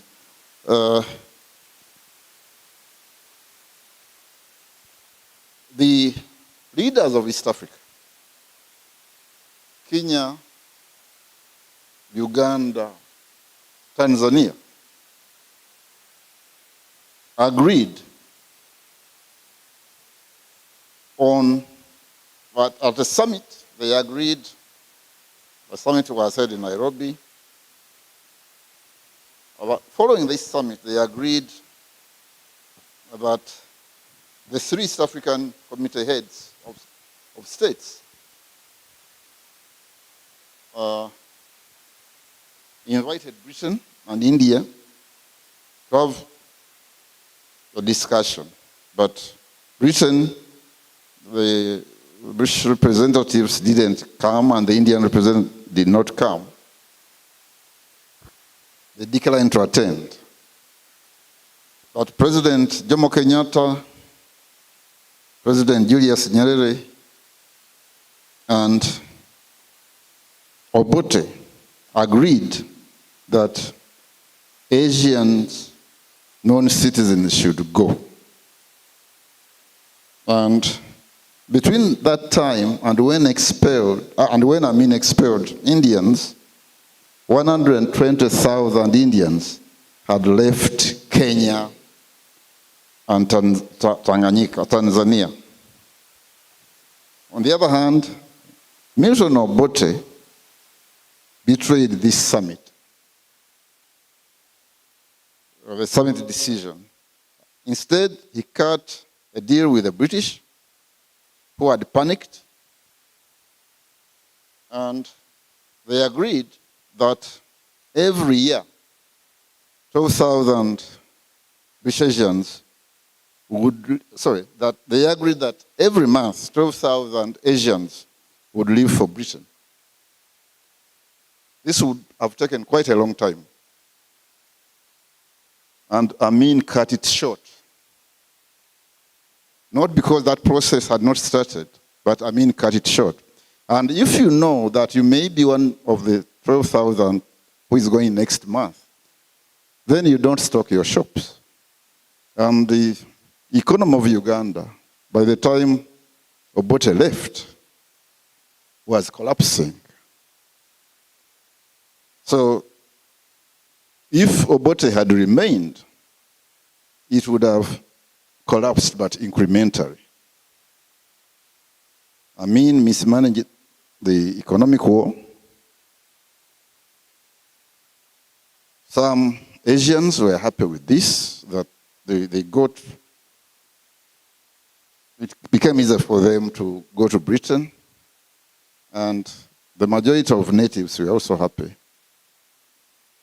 It doesn't matter really whether the Asians are here, the Indians are here or not. The condition of the peasant remains more or less the same.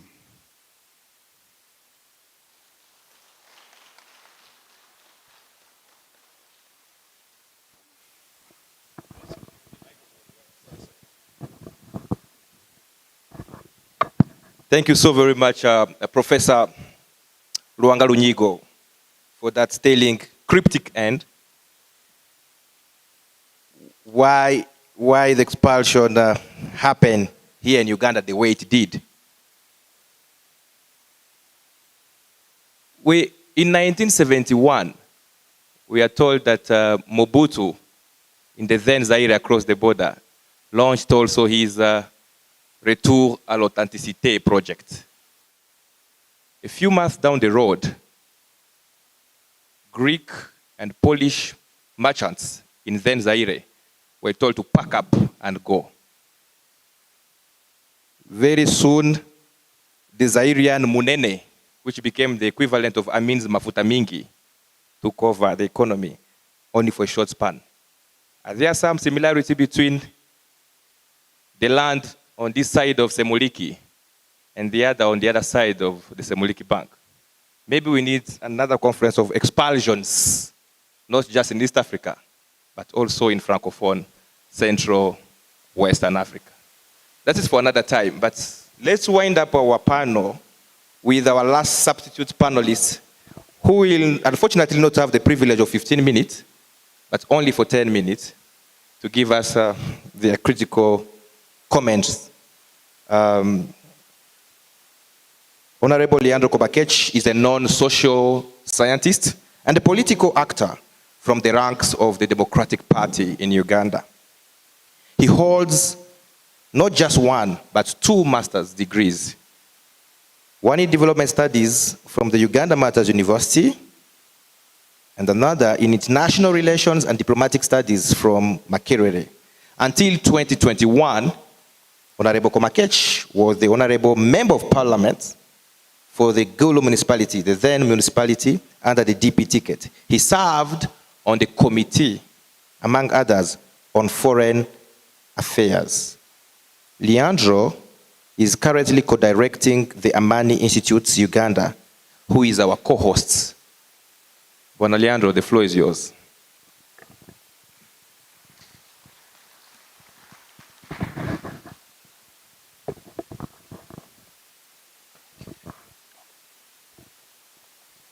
I've been warned to speak for only 10 minutes. You are also aware that I'm a substitute of Betty Bigombe. I don't know, in my life, everything I do, I'm always substituting. I substituted Mao when he could not be nominated to come to Parliament in 2016. Then I was called to be the dangerous substitute. I came to Parliament. I came here as part of the organizers, and I made remarks, and I was told, if you don't see it badly, you can also join the panel to substitute for Betty Bigombe. I did not say no. Possibly in future, I'll be requested to also offer to run the country for a few years. It looks like something that way. So I need to give in just a few of what I listened carefully from Professor, which are very remarkable statements based on realities of the experiences of a forced migrant. Professor mentioned many questions, which I hope as we leave here, we may begin to answer them. The Asian question, stated very clearly, and he made many observations on those questions. He also raised the new other questions that are always not addressed. The Karamoja question, which is ongoing. And for those who know Karamoja, this is part of Uganda that was brought into this state called Uganda. It was the last with Bunyoro. And they were forcefully brought here. And you remember that if you were supposed to suffer, the British would take you to Karamoja. They said that you have been imprisoned to go and live in Karamoja. Those were the days. And Karamoja, as part of the question, is also this area where the British, when they were negotiating in the United Nations, offered to the Israeli Jews to come and be resettled in Karamoja. But the Jews said Karamoja was not the promised land. That is how they declined the invitation of the British. We would not know how we would be mixing the Asian question and the Jews question and all these other questions. When you look at the expulsion of Asians in 1972, we need to draw also our attentions on before independence. What had taken place?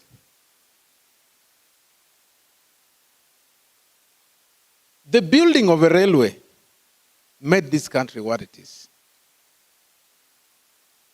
The British built Uganda Railway to exploit resources in the hinterland but they brought the Indian labor, who were then called the coolies. I don't know what coolies meant, but I think they meant laborers. So as the building of Uganda Railway starts in 1896 in Mombasa, the Indian coolies were at the forefront of the construction of Uganda Railways, with many challenges along the way. Savo National Park, there were man-eaters, the lions, ate many coolies there.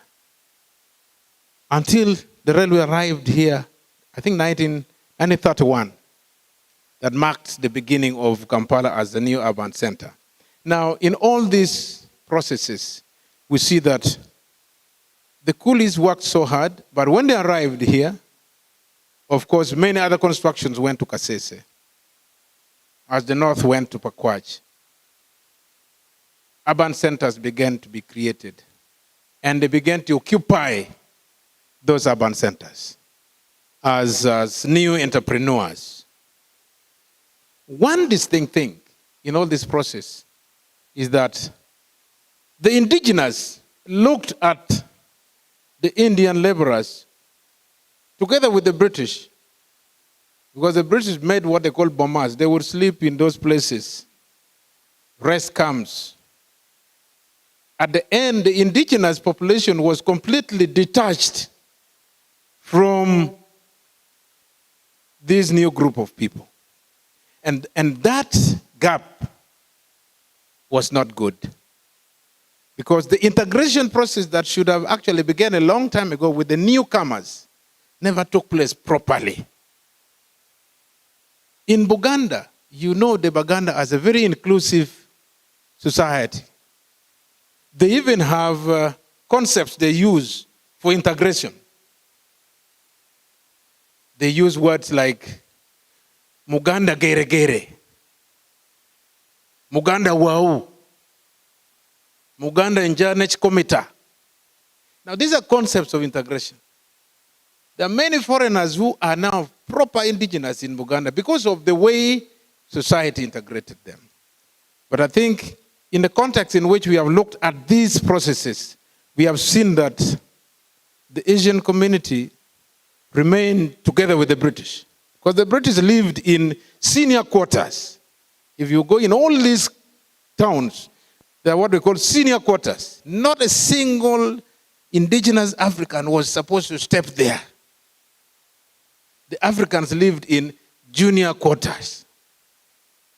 The Indians lived in the center of town, the business center, where the Africans would wander this new structure of houses. In Gulu, it was very clear that if you are going to town, you are going to town to meet foreign people, to do business with them quickly and go away. So by 6 o'clock, Anacholi was mandated to be walking out of Gulu town, back to the village. Nobody lived in town. It was only the Indians and the British. It was a very big social gap, which did not allow integration. Now, at the end of the day, there was a lot of discussion around why are these people building houses that have very long tails? They used to call it long-tail houses. If you walk today in all our towns in Uganda, I think the Indian or the Asian communities have left an architectural impact in terms of the structure of our urbanization. Those who have not lived in these houses, I don't know. I know many of you who are beneficiaries of the departed Asians. But I think this is something we need to bring to a stop.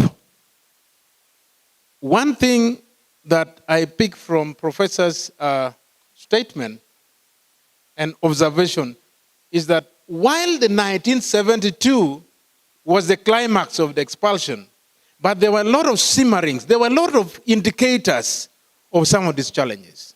Look at the 1940s. In the 1940s, the Baganda had already started an uprising against the Asian traders. What we call the Indian boycotts, for those who remember. There was a man who led that boycott, who later became known as Asasude.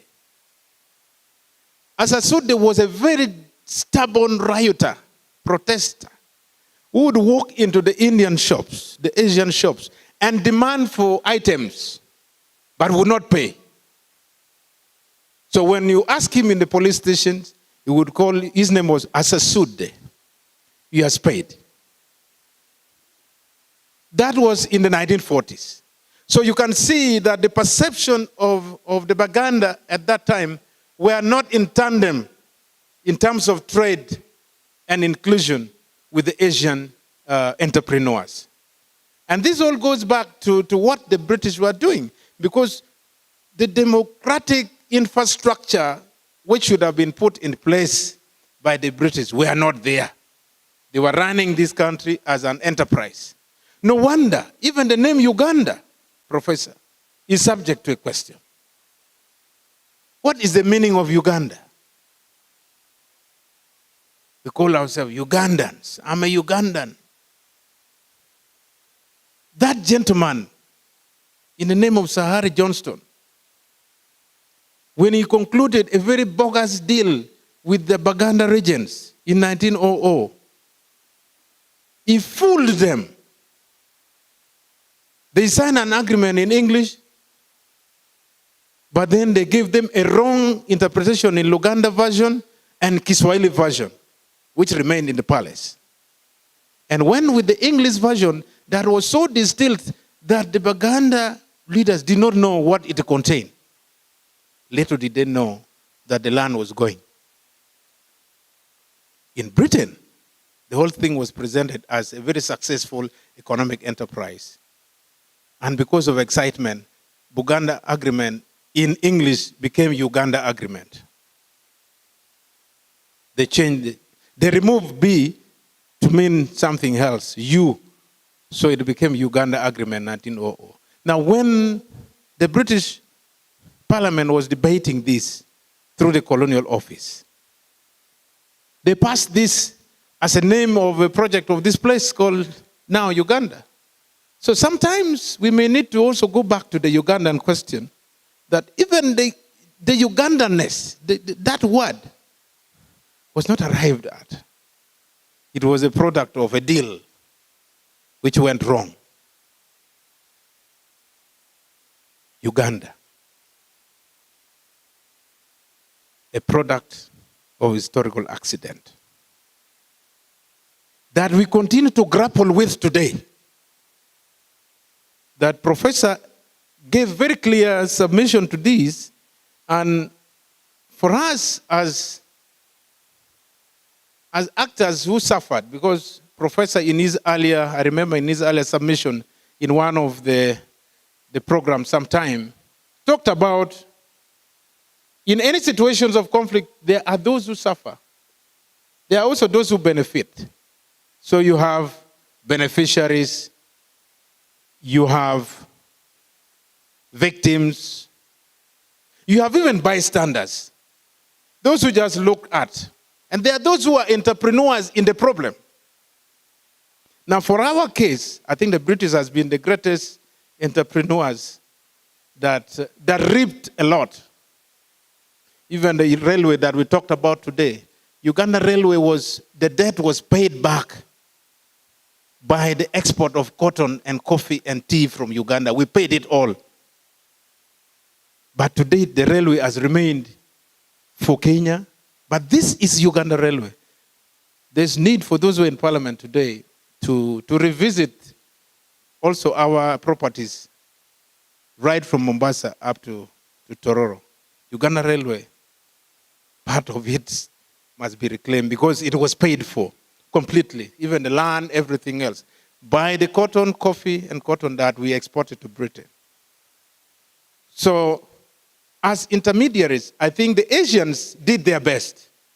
But one of the things I would like to possibly ask Professor is, while the Asian question still exists, and we have, as you said, permanent strangers, but we also have new investors in the name of how things have changed now.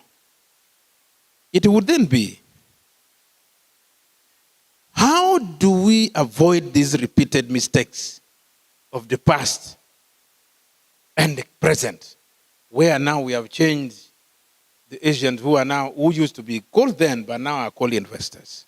And then how do we forge an inclusive, multiracial, rainbow kind of prosperous Uganda?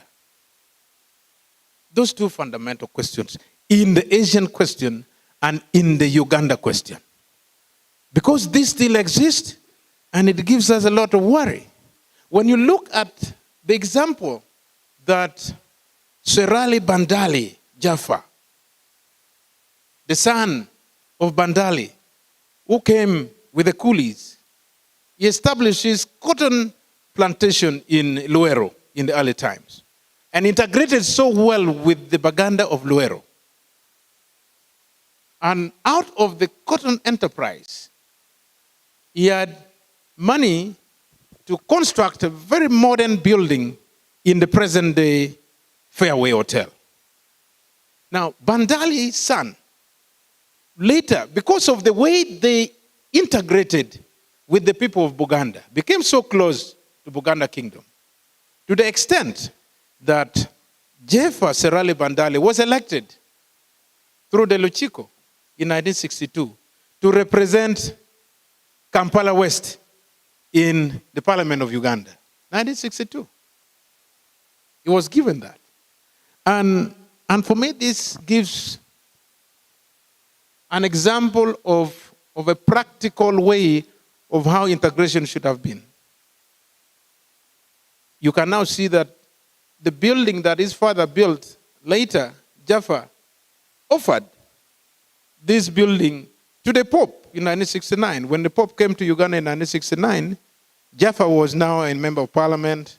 He explained to Obote that because of accommodation that is inadequate in Kampala, he would rather offer his father's building to accommodate some of the papal delegation that were to come.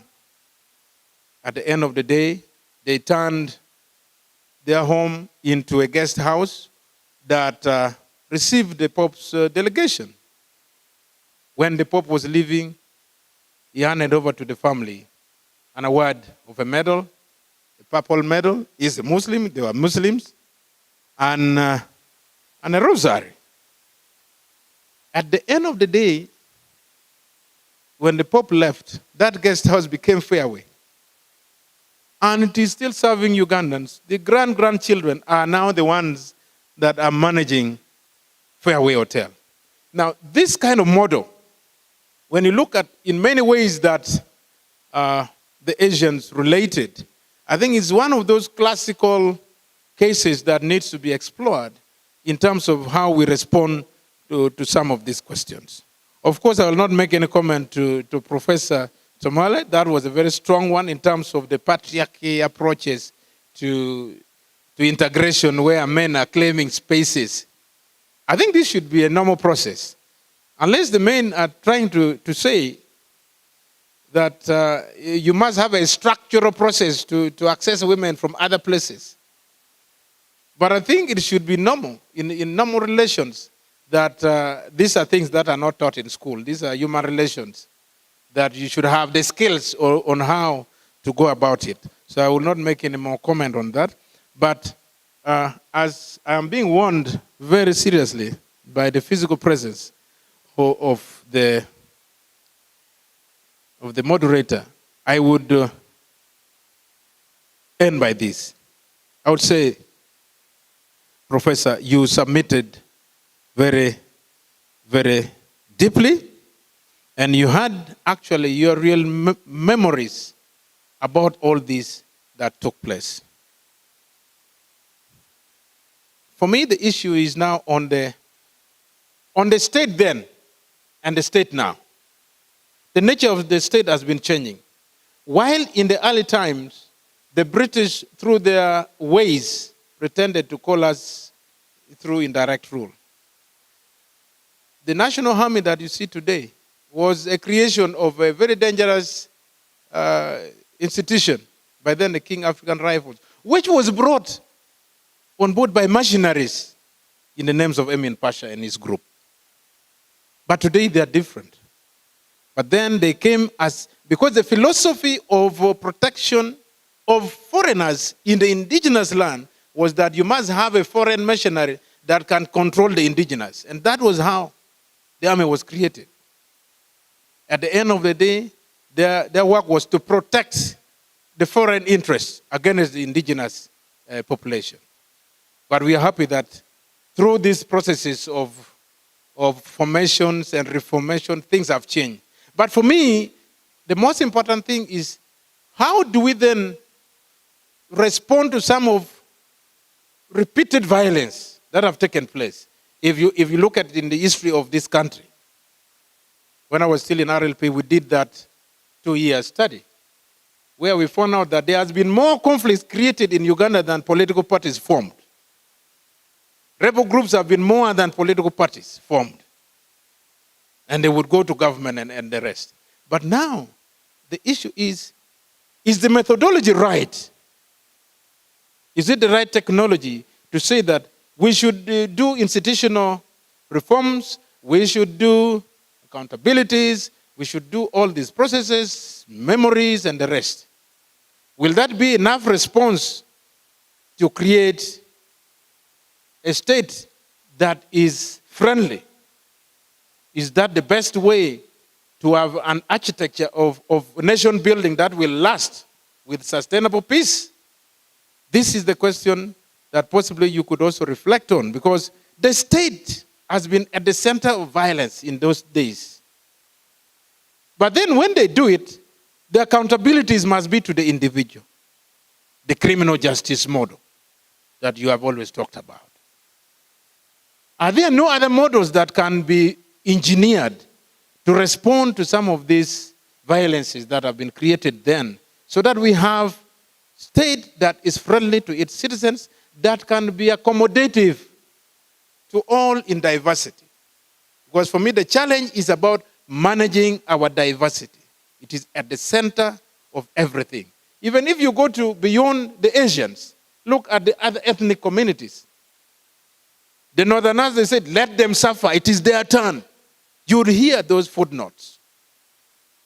This time they say, the Westerners, we shall see. Now, those are statements. So, how do we manage diversity in this country called Uganda? Do we need a national dialogue for a new process? The constitutions are all being dismantled. So, what is it? Professor, sir, let me stop here. Indeed. Thank you so very much, Leandro. You have taken us on very different planes. A lot of discussive terrain has been covered there. Thank you so much for the panel. Let me take the rare privilege as the moderator to open this up for question, comment, answer. I say question, not questions. Now, the panelists have given us all they had given us in very, very tolerable minutes. I will be extremely strict with the time. I will beg that we write down our question, if it is a question, or our comment. And we shall respect a half-minute rule to ask the question. I'm going to collect some 5 from the group. Let us have the microphone each side. We will entertain 3 with an allowance of 5, and then we shall eventually give our key lecturer concluding minutes to reflect back on both the panel and the liberty to choose whatever question they have. So, and then we shall eventually usher in our chief exhibitor, Dr. Nabulime, to come to the floor. So, question or comment? I'm going to, there are 2 hands here which have been up here.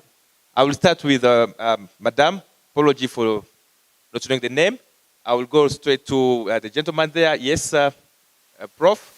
I will pick the student up there, I guess, right? Yeah, there is a student right there. There is yet another student, and then I'll take the 4th hand, and I'll conclude here with the 3rd hand. Senior officers and men are still in observatory mode. I've not seen any hands from the senior officers. Great. So let's start with our first one here. Madam, yes, go ahead. Thank you very much. Professor Mani's lecture was very interesting.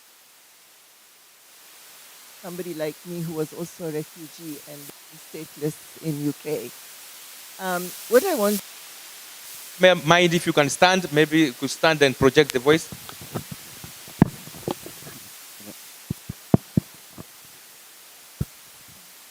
Thank you. I was just saying that the lecture was very interesting and thought-provoking, and especially for somebody like me who also was a refugee in England when we became stateless. Some of us decided to come back. And what I can see here is the racial thread that runs through the expulsion and the return, and Asians being known as investors in some sectors. And of course, our immigration laws are quite biased. What collectively the eminent panel can suggest that we can take forward to bring more unity amongst the communities, and for all of us to be known as Ugandans rather than as Indians or Asians or ethnicity being defined by their tribes. Thank you. Thank you for that success question. Yes, question number 2. Yes, thank you very much. Thank you, Prof. Mine is more of a personal question to Professor Mamdani. In March 1985, you argued that the calamities which were taking place in this country were social catastrophes. And as a result of that, the Obote government threw you out of this country. You were deported to Tanzania. Now, 2 questions. I'm very curious. Why were you deported to Tanzania? Why not India or UK? Did you have the Tanzanian citizenship? And secondly, what has been happening in this country with Karamoja and Bududa and all this? Do you have the same, would you reach the same conclusion that what actually is happening in this country today is not natural calamities, but rather social catastrophes? Thank you.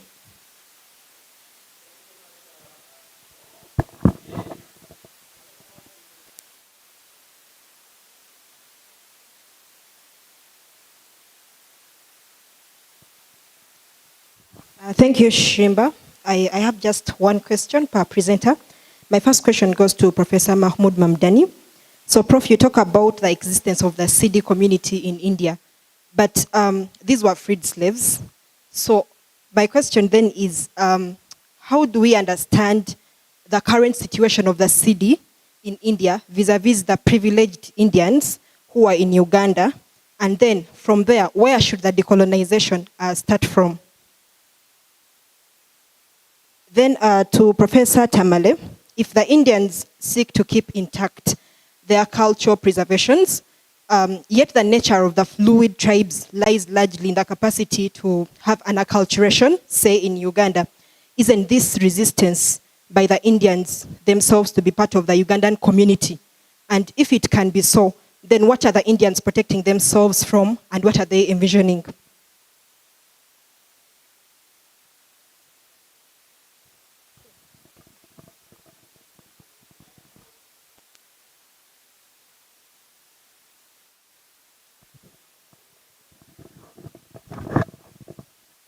Thank you so much, Professor Mamdani and the panel for this lecture. My name is Adventino Banjwa. I'm a PhD fellow at MISA. My question goes to Professor Luanga Lunyigo. Professor, I'm asking this question because of your choice for the word native, not citizen. And from the work of historians like you, Professor, we know that our history is a history of migrations. How would you reflect on the question, when does an immigrant become a native, if we are to stick with the use of a native, not a citizen? Thank you.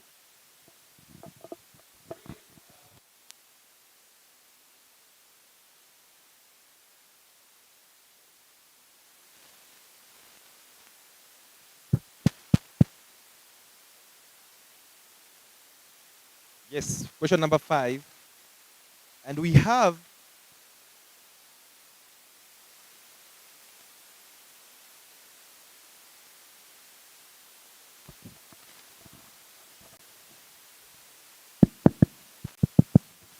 Go ahead.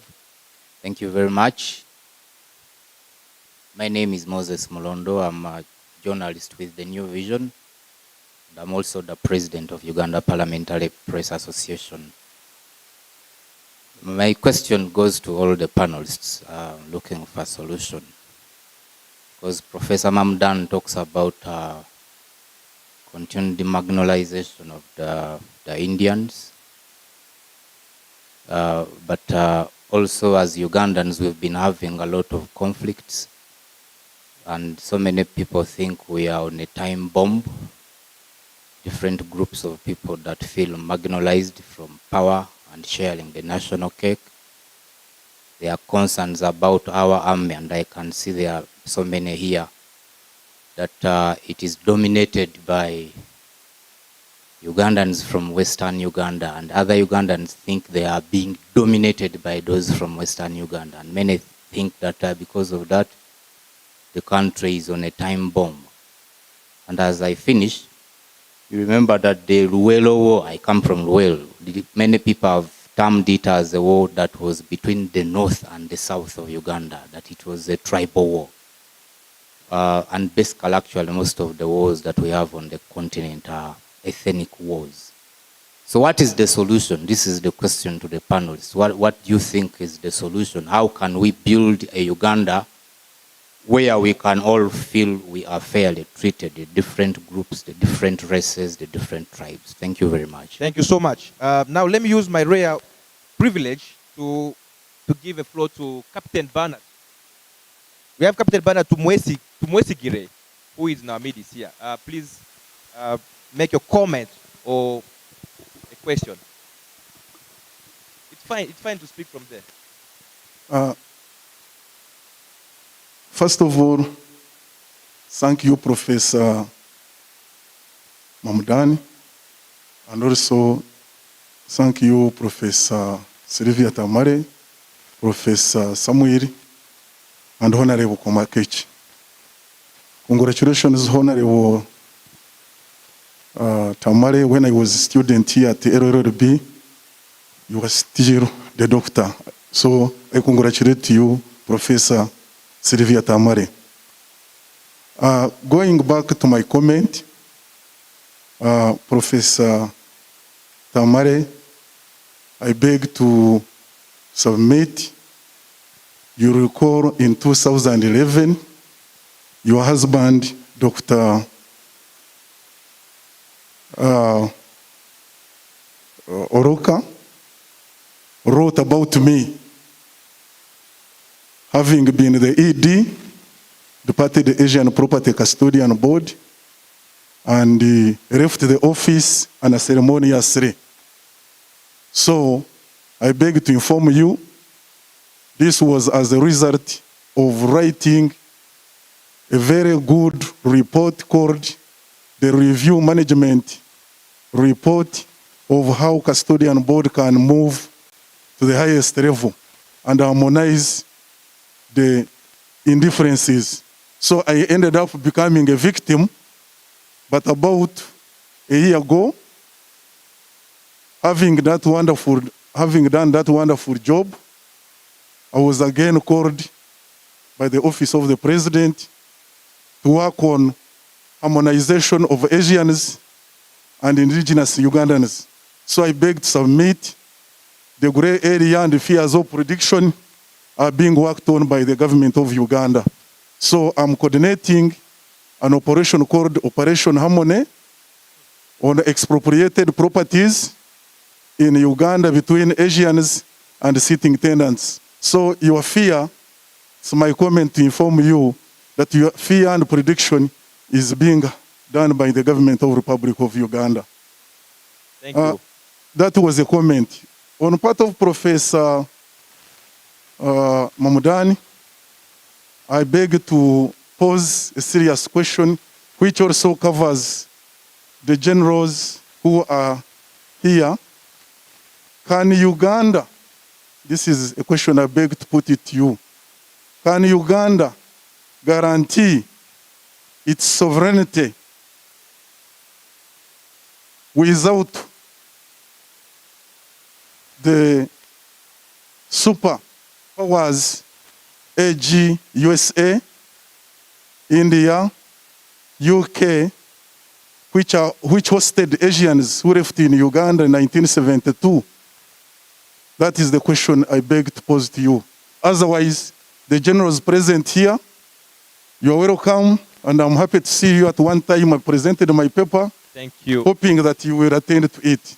It is before General Saleh. I beg to submit. Thank you so very much. Very last one, the director of training at Chimaka. Please, get the honor of a minute. A minute, please. It will be a minute. Thank you very much. Before I say anything, let me introduce in one way that these are not generals, but these are generals who are studying there for 1 year at National Defense College, but at the same time doing a master's of security strategy at Makerere University here. So there are students here, except for the commandant and then the senior staff who are teaching. So there are students here. They are in their capacity as others. Now, my question is very simple to my teacher, who taught me from 79, we were here. Masters, he supervised me, and we have been together up to now. Two things. One, the first one is after your book of the Myth of Population Control in 1972, you came with the second book on from citizen to refugee. You remember that book?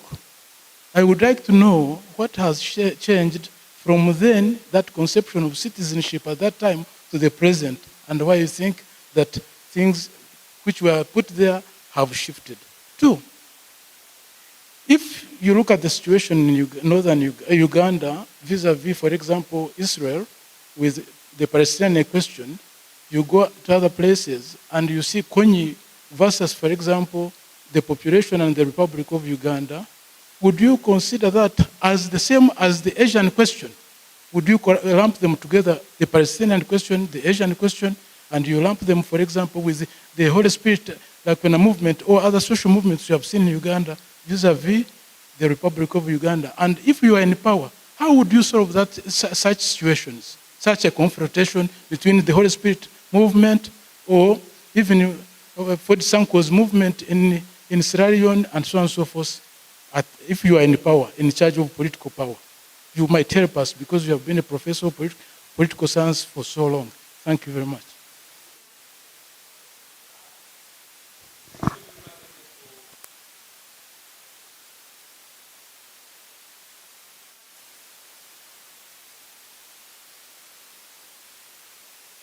We are tempered, but we shall be winding up soon. There is one question from the online audience. I just want to pose it, and then we shall invite Professor Mamdani for final remarks. Take us back to the inequality. How do we address privilege among groups and address income inequality in this question of the Indian expulsion? Thanks. All right. Maybe let me just have Professor Tamale for a word, a question which was addressed to her, as the key lecturer recollects to come and give us his concluding remark. Professor Tamale, there was a question that was addressed to you. Will you want to say a word on the, I think intermarriages came as a theme?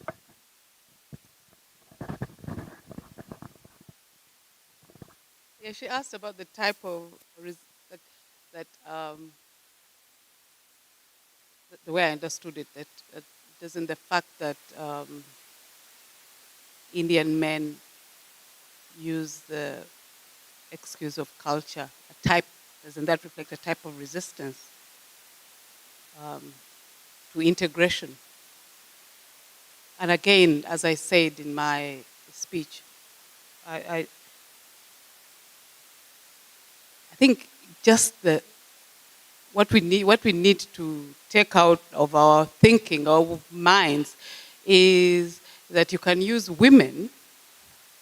You can use women's bodies as an instrument of integration. Women's bodies are not instruments for such things. And it's historically, this has been the case. Nationhood, that's why you hear people talking about motherland.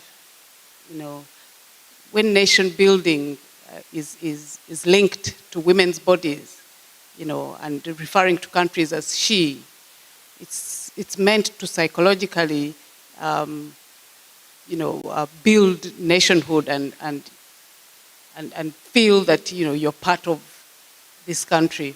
But it's wrong. And so that whole issue of using women's bodies as part of integration should be wiped out of our minds, out of the question of this issue. I mean, issues of integration are very, very important and very deep, very complex. It's not just Indians and Ugandans. You know, when I got married to a Japadola, that was an issue. And we are both black. You know, so integration is an issue that requires another panel, that requires a deeper and more complex discussion than this. Thank you so much for that. A rainbow-like nation, someone said. Sometimes the rainbows, we're told, comes after a very serious storm, and the rainbow announces the end of the storm.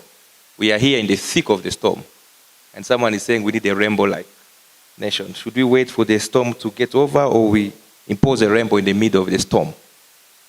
Do we become integrated by intermarriage?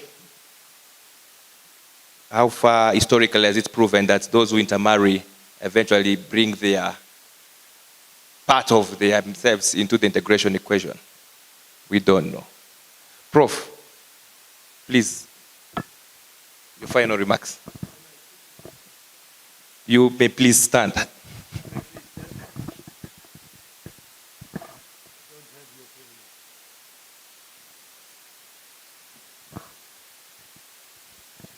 Thank you very much. This has turned out to be a marathon.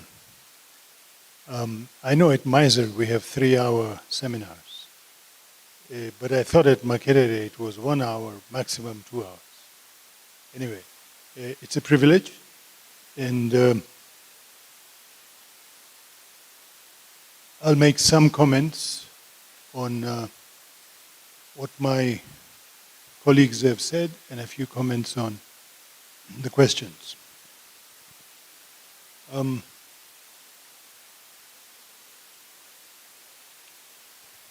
My major disagreement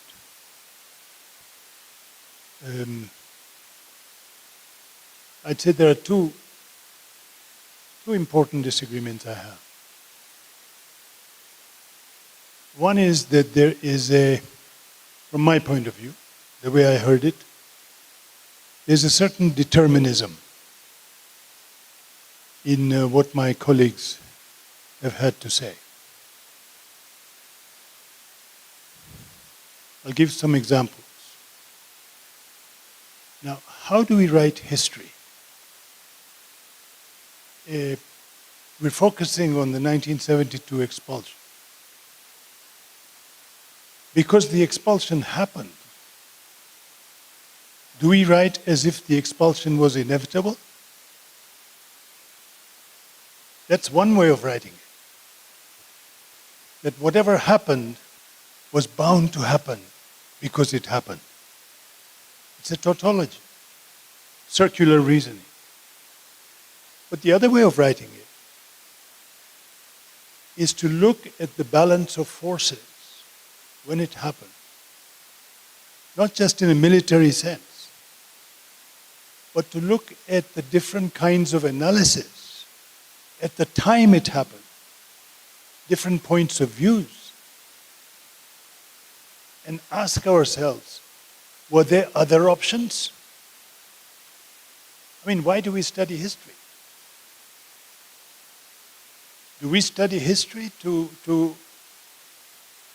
get a sense of possibilities, other options?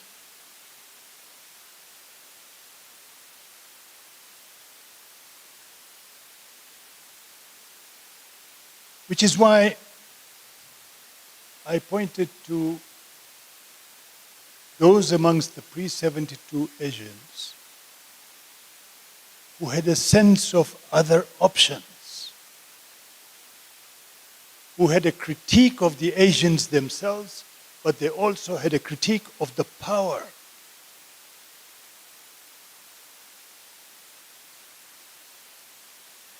Not that there were many.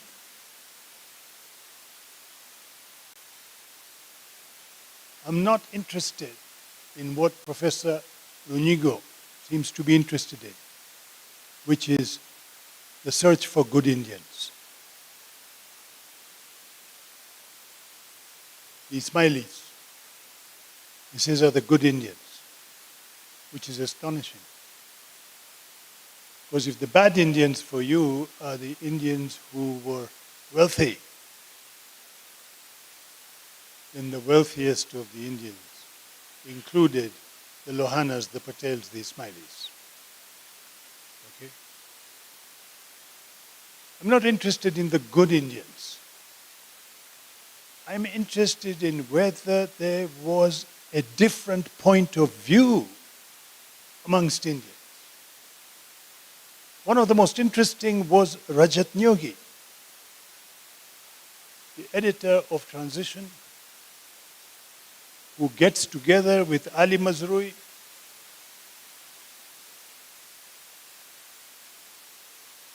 he gets together with the lawyer with whom he's jailed,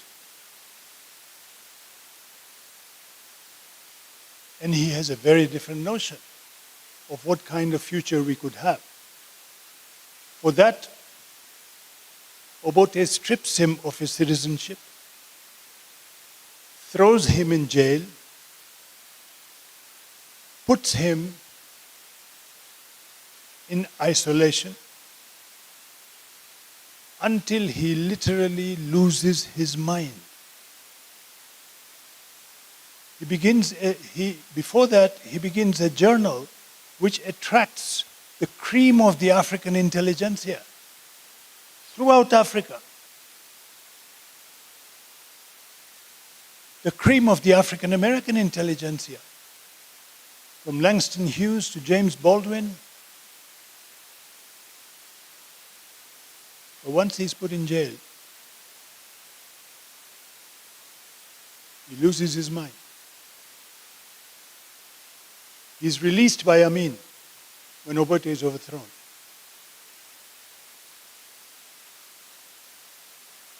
He wants to become a Muslim and take on the name Amin. And he asks Ali Mazrui to be a witness. And Mazrui says no. Mazrui says, I'm a Muslim, and from my point of view, conversion requires conviction. You cannot have conversion out of coercion. To make this story short, Rajat Nyogi goes to the US with his American wife, and he dies in San Francisco. He becomes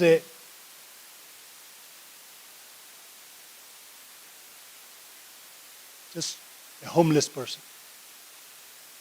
And he dies in People's Park. He's found in the early morning, dead on the bench.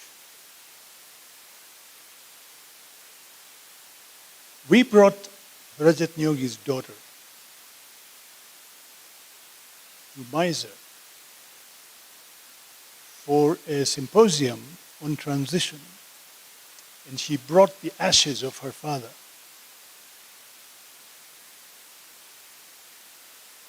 We scattered those ashes. Kabushenga, who was the editor of Vision at the time, promised to put up a plaque. He's a young man, so he still has a lot of time to fulfill that promise.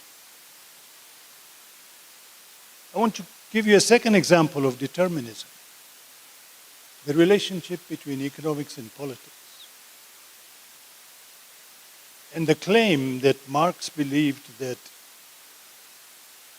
economics determined politics. Economics was the base in politics. Most Marxists said, no, this kind of determinism will not work. If we are revolutionaries and we are faced by economic power which is overwhelming, instead of surrendering to it by saying economics determines politics, we must think of ways of confronting it politically. I want us to think of Idi Amin and Yoweri Museveni, two political personages in Uganda who in some ways are remarkably similar.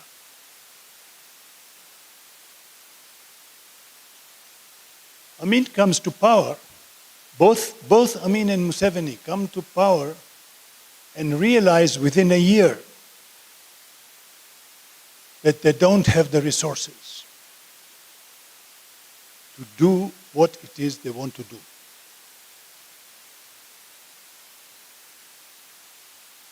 What to do now? Question both of them face. Amin comes to power, support of Britain and Israel.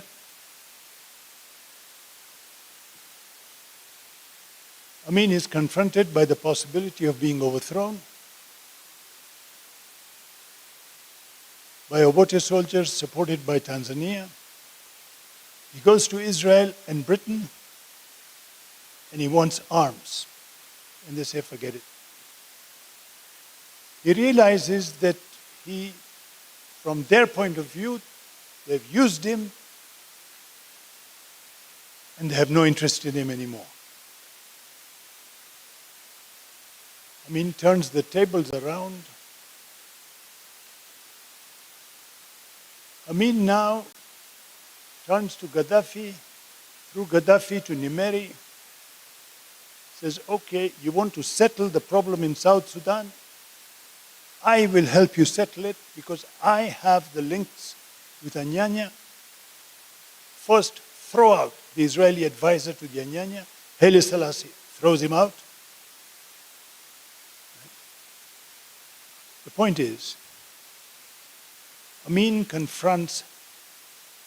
expels first the Israelis, then the Indians, then the British, without anybody being able to get back to him.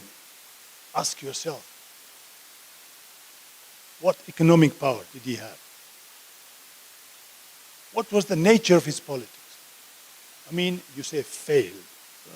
Everybody fails eventually. Okay? Maybe you can say death is failure. But Amin goes down fighting.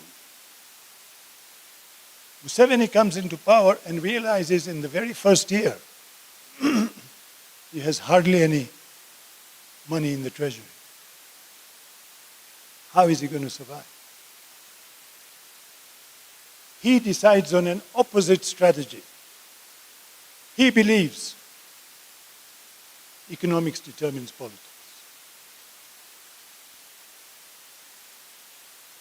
Museveni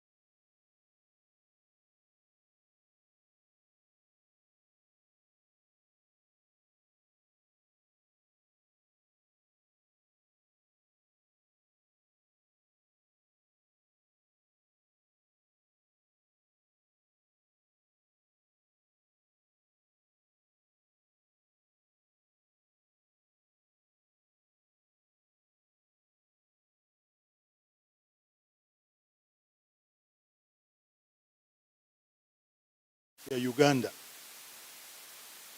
That was our discussion. And he said, you're welcome to stay as long as you want to stay. He knew my parents were both born in Tanzania.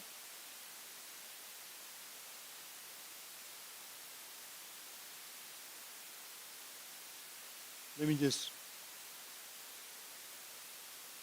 The situation of Idi, I think CDs, was that the question? In India? Now that question is slightly outside the framework of this. Right? But I was simply trying to say that the CDs, who were different kinds of people, through a long history, who were sailors initially in the dhows in Indian Ocean trade, who were pearl divers all along the Arabian Sea. These were mostly East Africans, from the Horn right up to Mozambique, who were enslaved in the later period.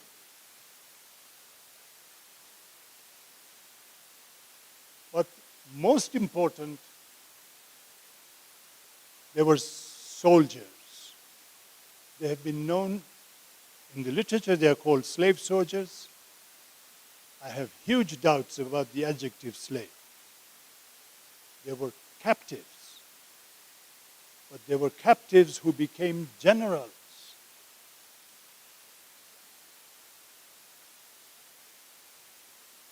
A famous Ethiopian general in central India. Anyway, I won't go into these details, but it's a story we have to look at separately. One, a new vision. Are you there? You're there. So, what's the solution?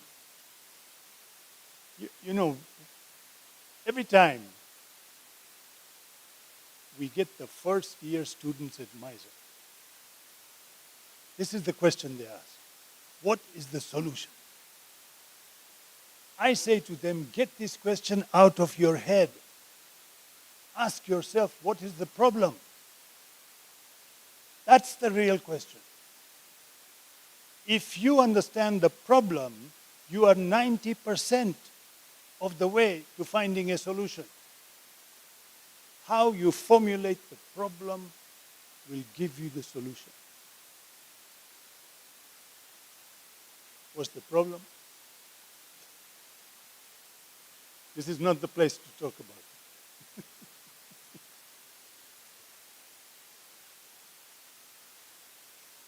it. Murindwa, you've asked the same question in a different way. How would I solve these questions if I were in power? Fortunately for all of us, I'm not in power. Okay? It's dangerous business to put professors in power because they think. You know, when we think freely.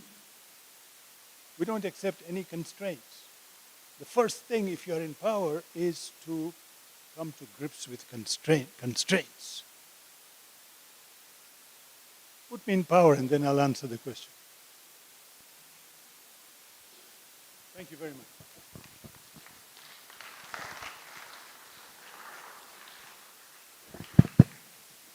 Thank you. We are not about to put you in power. We are going to put you in conversation with power. Thank you so very much, dear panelists, and for your patience. I'm sure the bladders are full, the sugar levels are down for many, and so should we bring this to an end. We are going to have a very quick unraveling of a very beautiful piece of fine art.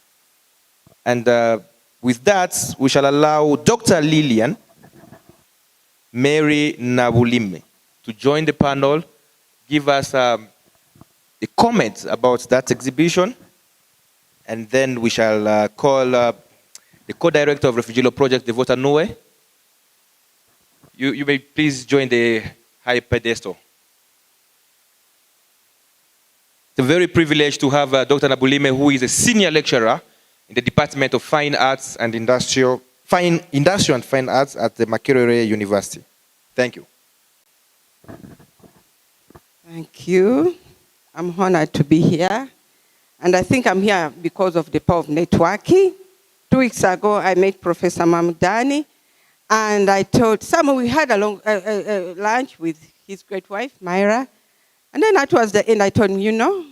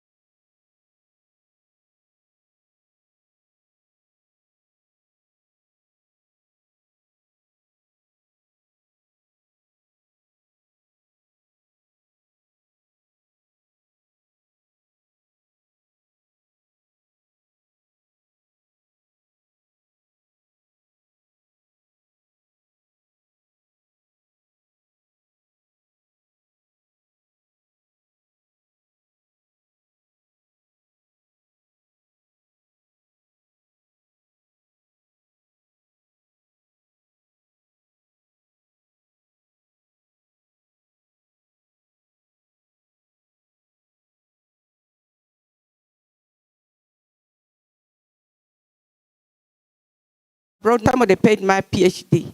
And I was there. One time I felt I could become a refugee. Can we protect this country so that we love one another and we don't become refugees?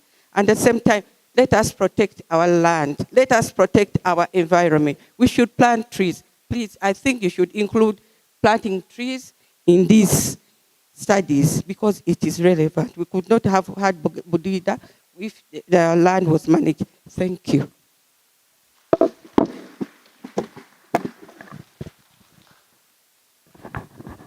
Thank you so very much, Dr. Nabulime. As the voter Noe marches to the floor, I want to remind you that the discussion should continue online. It is fully open. It has been live streamed. And please drop a comment. For those who may be having lingering comments, drop a comment to the Refugee Law Project, info@refugeelawproject.org, and they will pick it up. We are also interested as the academia to follow up this conversation and drop a question. I'm sure the panelists and the key lecturers will want this conversation even by other means after here. Thank you. Thank you, David, for an excellent moderation. Thank you for this session.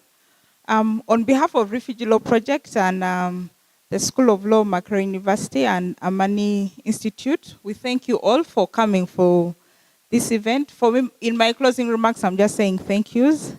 I want to specifically thank Professor Mamdani for agreeing to come here to be our guest note speaker, and also to all the panelists, Professor Sylvia Tamale, Professor Samwiri Luangal Lunigo, and Honorable Leandro Kumakech.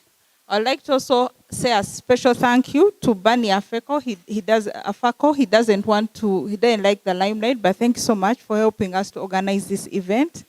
I'd also like to recognize the contribution of the Refugee Law Project staff members here who worked tirelessly. I know all of us got a short notice, but thank you for coming.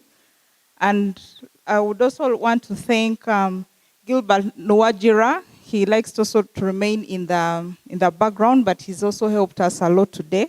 So I want to end by saying thank you so much. We have light refreshments and snacks, so don't leave without taking something. So at this point, I would like to close this event, and thank you so much for coming today. Thank you very much. Thank you. I think we are dismissed.